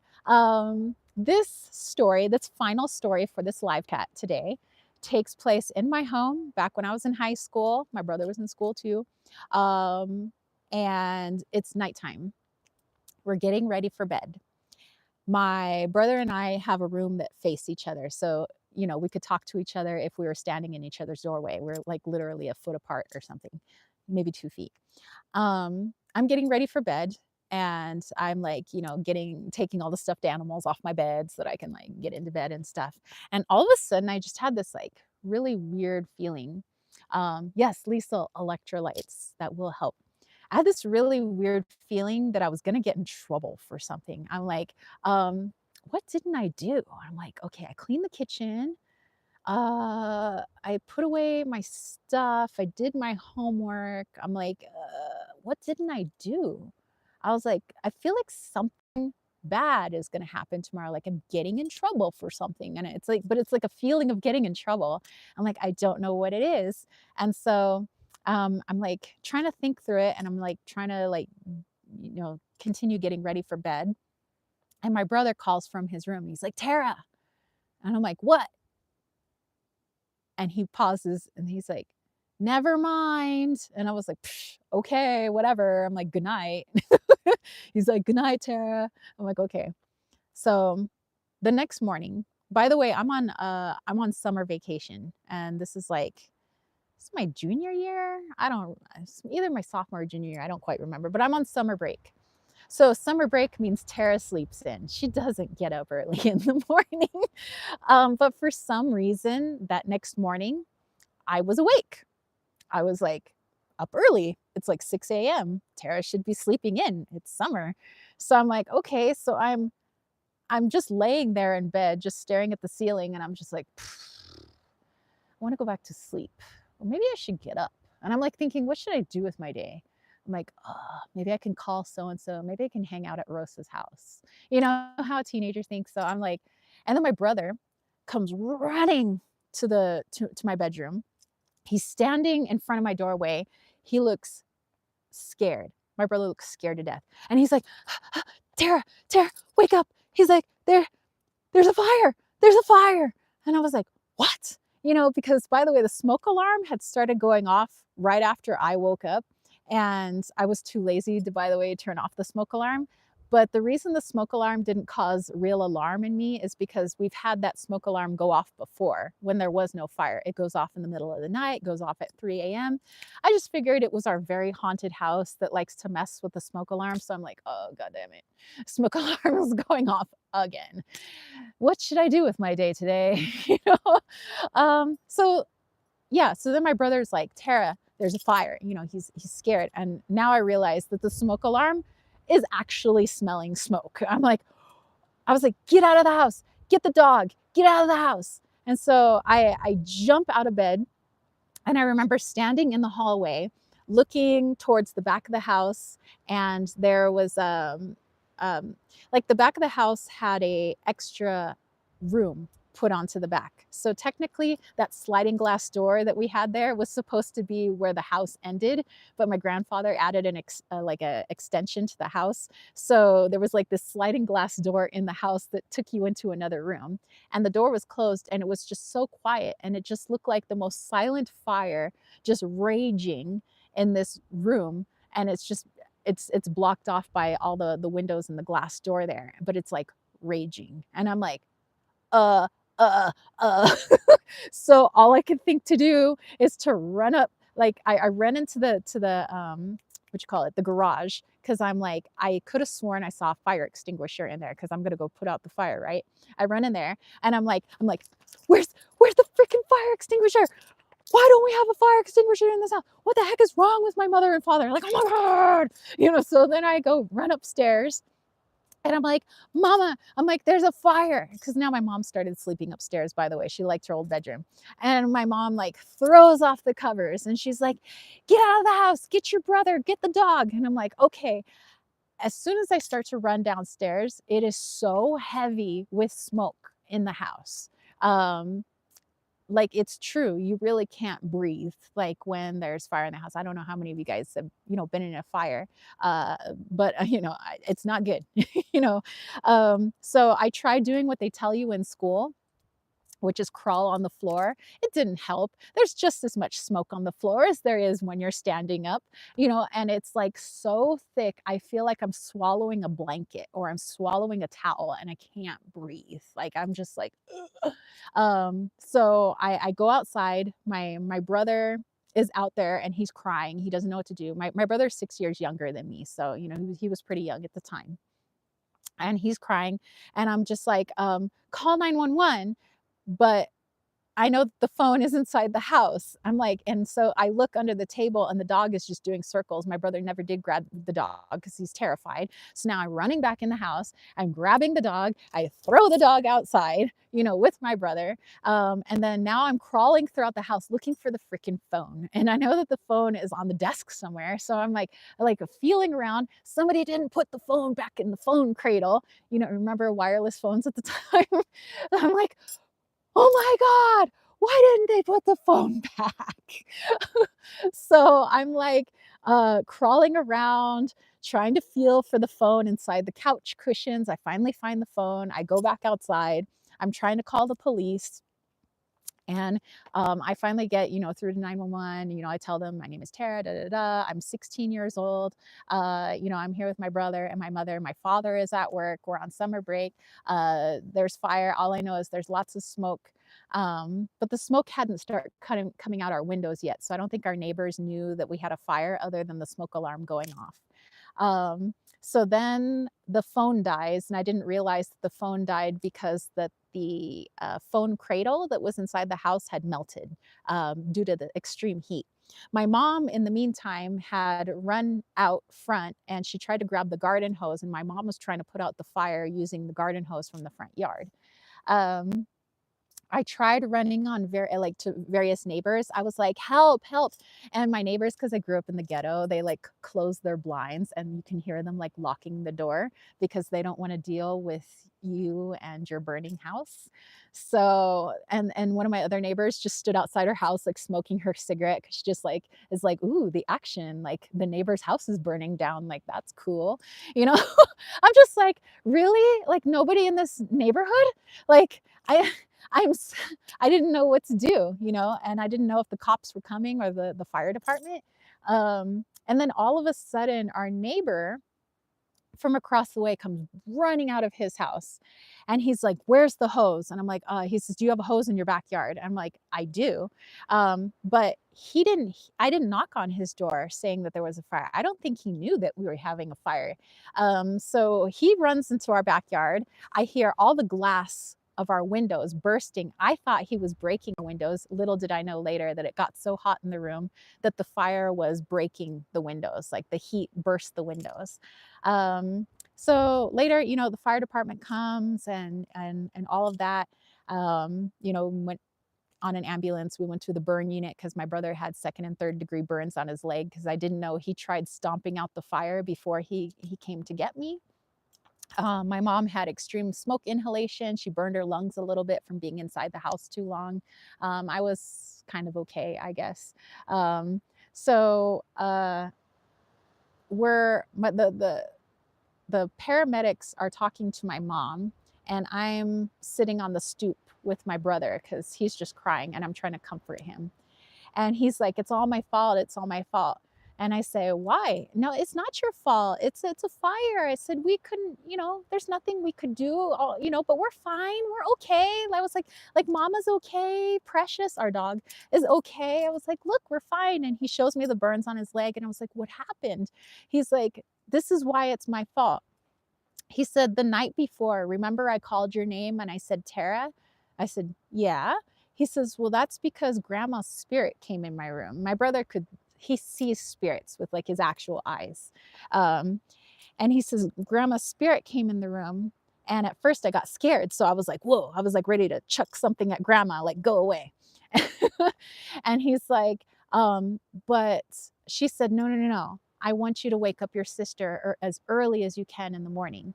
And he says, I said, "Why?" And she said, "Because something bad is going to happen tomorrow and your sister can help you." And she said, "So wake your sister up early." And he's like, and then she disappeared. She kind of walked into your room. And I was like, well, maybe that's why I felt really weird, is because I was actually feeling grandma's energy and I just didn't know that that was a spirit. So he's like, so then the next morning he goes, I was on the computer, which was in that room that burned down. He's like, and then I went into the kitchen to get a glass of orange juice, and I was drinking my orange juice, and out of the corner of my eye, I saw a bright light, and I thought it was orbs because I always see orbs and things like that. But when I turned my head, I realized that there was a fire that had started from behind the computer because apparently there was a faulty a faulty outlet, and so the computer started the fire and the outlet actually. Um, so he says, I ran into the room and we had a pool table with a plastic covering or a vinyl covering. And he says it had melted and it was dripping and like liquid fire on the floor. So he says he tried to stomp it out with his feet, but the liquid vinyl, fiery liquid vinyl, had splashed up and burned his leg, and like it had adhered to his leg, hence his second and third degree burns. So he says, I tried rolling on the ground like they teach you in school, but the fire wouldn't go away. So I tried to put it out with my hands and I burned my hands too. And I was like, oh my gosh. And he was like, but grandma told me. He's like, grandma told me that there was going to be something bad. It's all my fault. I should have woken you up sooner. And I was like, no, it's nobody's fault. So then later after, like we all came back from the hospital, I think my mom had to stay, I think, an extra day. I think my brother too, because they had to do a bit of skin grafting on his leg. But eventually, when we came back to the house, and we were kind of like looking at what was left of, the house, and there was a lot of soot, a lot of black all over the walls and everything. But what I thought was interesting, and the firefighters had come back for their fan that they had in there to kind of air it out and dry it up so it wouldn't mold. I asked them, I said, how come of all the things that burned in this house, it seemed like certain things didn't burn that are very flammable? I said, like for instance, in the room that basically burned down, my Barbie doll that was sitting right next to the computer was fine. It wasn't burned, not at all. Like her hair was singed a little bit, but my doll was fine. I was like, or the fact that the ceiling had caved down and covered all of my parents' records, so their records were fine. Like, that's interesting. And they said, well, sometimes these things happen with fire. And I was like, okay, but what about the old ass picture of my great grandmother that's on the wall where the flames were? Her picture was fine. And that should have burned up like pretty easily. I said the all our pictures that meant something to us, like pictures of me and my brother, pictures of my grandparents, pictures, they were fine. Like photographs didn't burn in a fire. That seems crazy. I was like, but the blinds melted off the windows because it was so freaking hot in the house. It's like literally like 1,000 degrees in the house, but the pictures don't burn. My Barbie doll doesn't burn. The records are safe. Everything that my parents love was fine. Everything that we love was fine. Everything else that was like whatever's like burned. Okay. But I was like, interesting, So I thought I'd share that story with you because that was when I was like, I wasn't too scared of spirit. I was starting to understand spirit. And that's when I really started questioning like reality. I was about 16, 17 years old. And I was like, wait a minute. I was like, maybe, things don't always happen like the authorities tell us they do, like the firemen and the policemen and the people at the hospital. They say that, oh, that's impossible. But yet it happens, So that's why I share that story with you, is because even in tragedy, there's always something there for us to expand ourselves with, so that we can create something even better for ourselves, And in that instance, for me at least, I know that my existence, my reality was questioned for me. I was like, maybe it isn't the way my parents tell me it is. Maybe my parents don't know everything. Maybe my school doesn't know everything. Maybe there's stuff out there that I need to start asking questions about. And yeah, I've been asking questions ever since. So I'm still asking questions. So anyway, I thought I would share that with you guys. Let's go ahead and get to a healing. Let me go back here. You guys had some wonderful comments. Um, uh, Oh, Tiny Witch said, interesting. I've been getting those. I'm in trouble feelings. Interesting. Definitely tap into them. What they might be saying. What are they trying to tell you? Susie says, that is so terrifying. John says, I find a feeling of dread is common in spirit encounters. I don't know why. I have a feeling it's because of the veil getting thin when we're not supposed to cross over, like a boundary warning. Interesting. Edgar says, Lisa, you got me thinking of Tropic Thunder when they're talking about electrolytes. Oh my God. Tropic Thunder. Maybe I just need to see that movie again. John said, my mother-in-law says she's around by setting off smoke alarms. Interesting. Tiny Witch says, thanks, Liesl and Susie. This is crazy, Tara. Yeah, a-hole neighbors. That's right, Susie. Edgar says, my mom scared me last night. She was in the restroom with the lights off, and I walk in and she screams, boo. Of course, you know, that means war. Nice. Everybody's sending lots of love. Love to Brian, Edgar. Edgar says, Susie, I have a pair of latex demon gloves. Her bed is elevated enough for me to fit under. Use your imagination. Oh, Susie says, this is so wild. Tiny Witch is like, whoa. Edgar says, a fire started in the middle of my living room. My parents freaked. Turns out a crystal paperweight reflected the sun onto some paper. Oh my goodness. That is wild. All right, you guys. I had fun with this live chat. Let's do a healing. I know, like I said, many of us are looking for some good juju. We're looking for some clarity. Let's tap into that. Let's get into that. So I encourage you guys to get nice and comfy. Oh, yay, Susie, I'm glad you enjoyed the chat. I thank you guys for the suggestion. I love when you guys vote, my Patreon members, my YouTube members, my subscribers, all of you guys. I want to make fun stuff for all of us. So thank you to everybody who voted for some paranormal stories. I love slinging cards for you guys, so thank you to everybody who allowed me to read for them. But yeah, let's do a healing, and then let's go have an amazing Sunday and week. All right, so let's get ourselves nice and comfortable. You can be laying down, you could be sitting down, you could be outside in the wind, you can be out under a tree. But let's bring our awareness to our breath.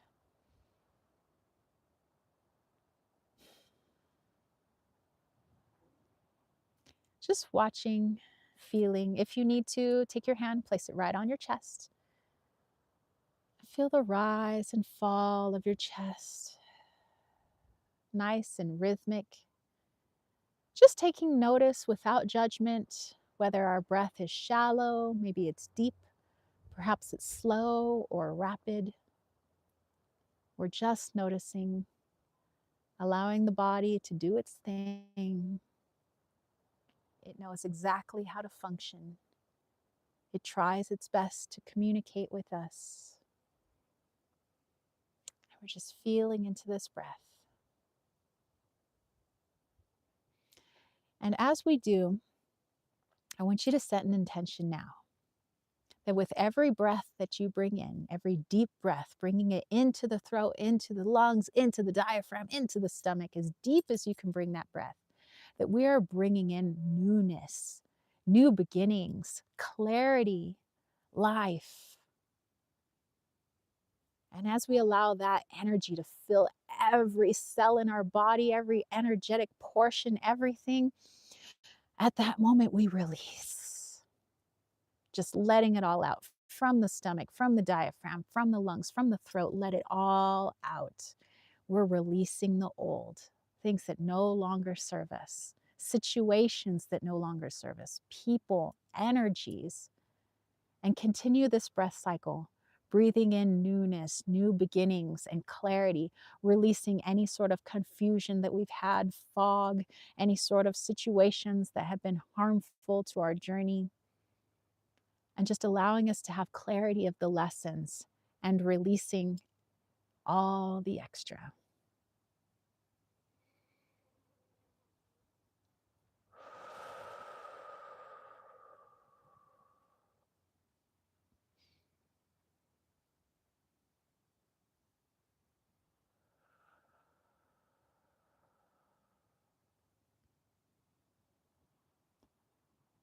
Go ahead and continue this for a few more breaths.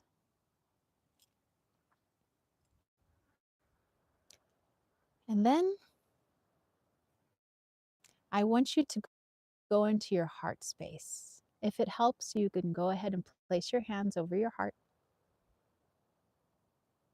But go into that heart space. And I want you to imagine the heart is having a door on the front of it. You can imagine whatever color you wish and however this looks in your mind. This is up to you. This is you and your heart space. And you're standing at the door. because you want to come to the heart. This is where you truly reside. This is where the real you, the spirit you, the authentic you, the one that isn't bound by physics and 3D and the earth, the one that is infinite, the one that is source, that is powerful, one that does not live in its traumas, it does not live in any sort of programming, it is free. You've come to visit you, yourself, the one that knows everything, truth, everything you need to know about you. And you've come here. You're going to go ahead and knock on that door. And of course, because it's you, you're going to answer that door. And as the door opens, engulfing you in bright light, light so bright, you become one with it. Your form totally disappears in this beautiful, bright, healing light. And I want you to step into the heart space at this time, being surrounded by unconditional love, a power and a confidence, a love that is hard to describe here on earth. All you know is that you feel safe. You feel secure. You feel like everything you've ever wanted is right here in this room, in this heart space. And you know that this is a safe place to ask any question that you have at this time. Every worry that you have, every problem, every bit of confusion you may be going through at this time. Ask yourself. Maybe you just need to sit with your higher self at the moment and you just want to feel your real energy, the most power you've ever felt, and it's coming from you. So if you need to sit in this energy, go ahead. If you want to ask questions, go ahead. If you feel like you need to vent to your higher self, go ahead.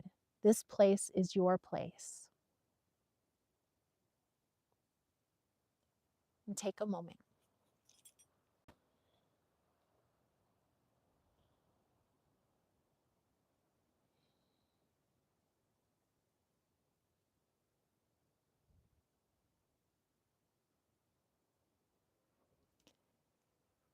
Take the time also to listen to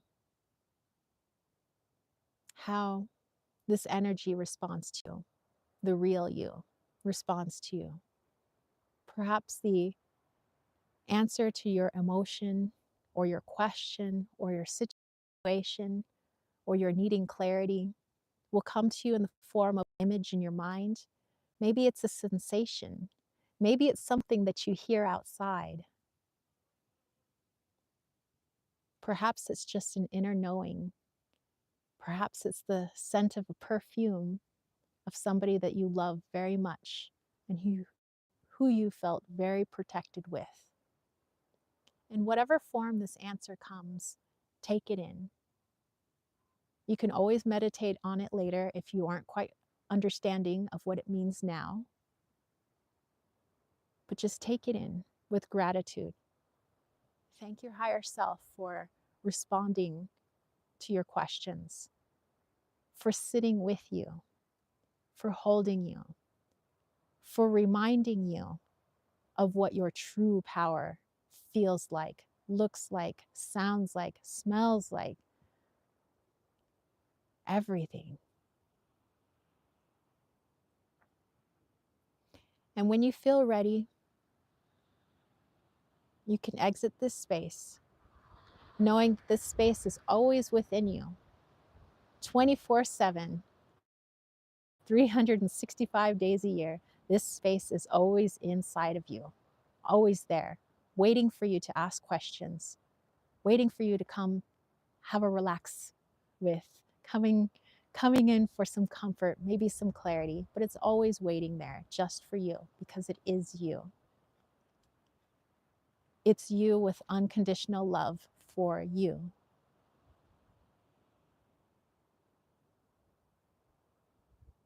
Like I said, when you're ready, go ahead and exit, close the door, thank your higher self for the experience and all the messages that you received. And when you feel ready, you can come back into your body, start wiggling your fingers and toes, but don't forget the messages that were given to you. And I want you to remember the feeling of the higher self, not to forget that feeling of your true sovereignty, your true inner power, your true inner knowing.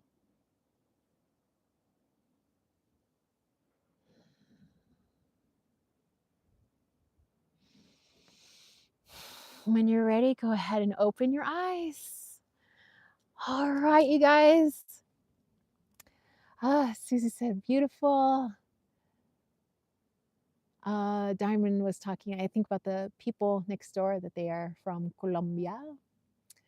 Wow, thank you guys so much for hanging out with me today. I had a lot of fun. You guys are rad. You guys are awesome. I will hang with you, lovely homies, next week. And I'll try to put some new questions for some different things that maybe you want to do during our live chat. It will always do our weekly reading, but you know, I always want to try up something new, do something fun with you guys. So yeah, I'll do a little bit of brainstorming this week, but thank you for chilling here. Again, thank you for everybody who did the super chats and super stickers, and everybody who commented and shared and pulled others. Those of you that watched the replay, give it about a day, and then YouTube should be able to transcribe the whole chat, so you'll be able to read everybody's comments here. But thank you guys so much. Edgar says, Snickers, wiggle my toes. Janine said, bye, everyone. James said, thanks, Tara. Lisa, stay blessed, peeps. I love you all. Edgar, thank you. Thank you, guys. Have a great Sunday. Peace, love, and chicken grease. Peace out. Bye.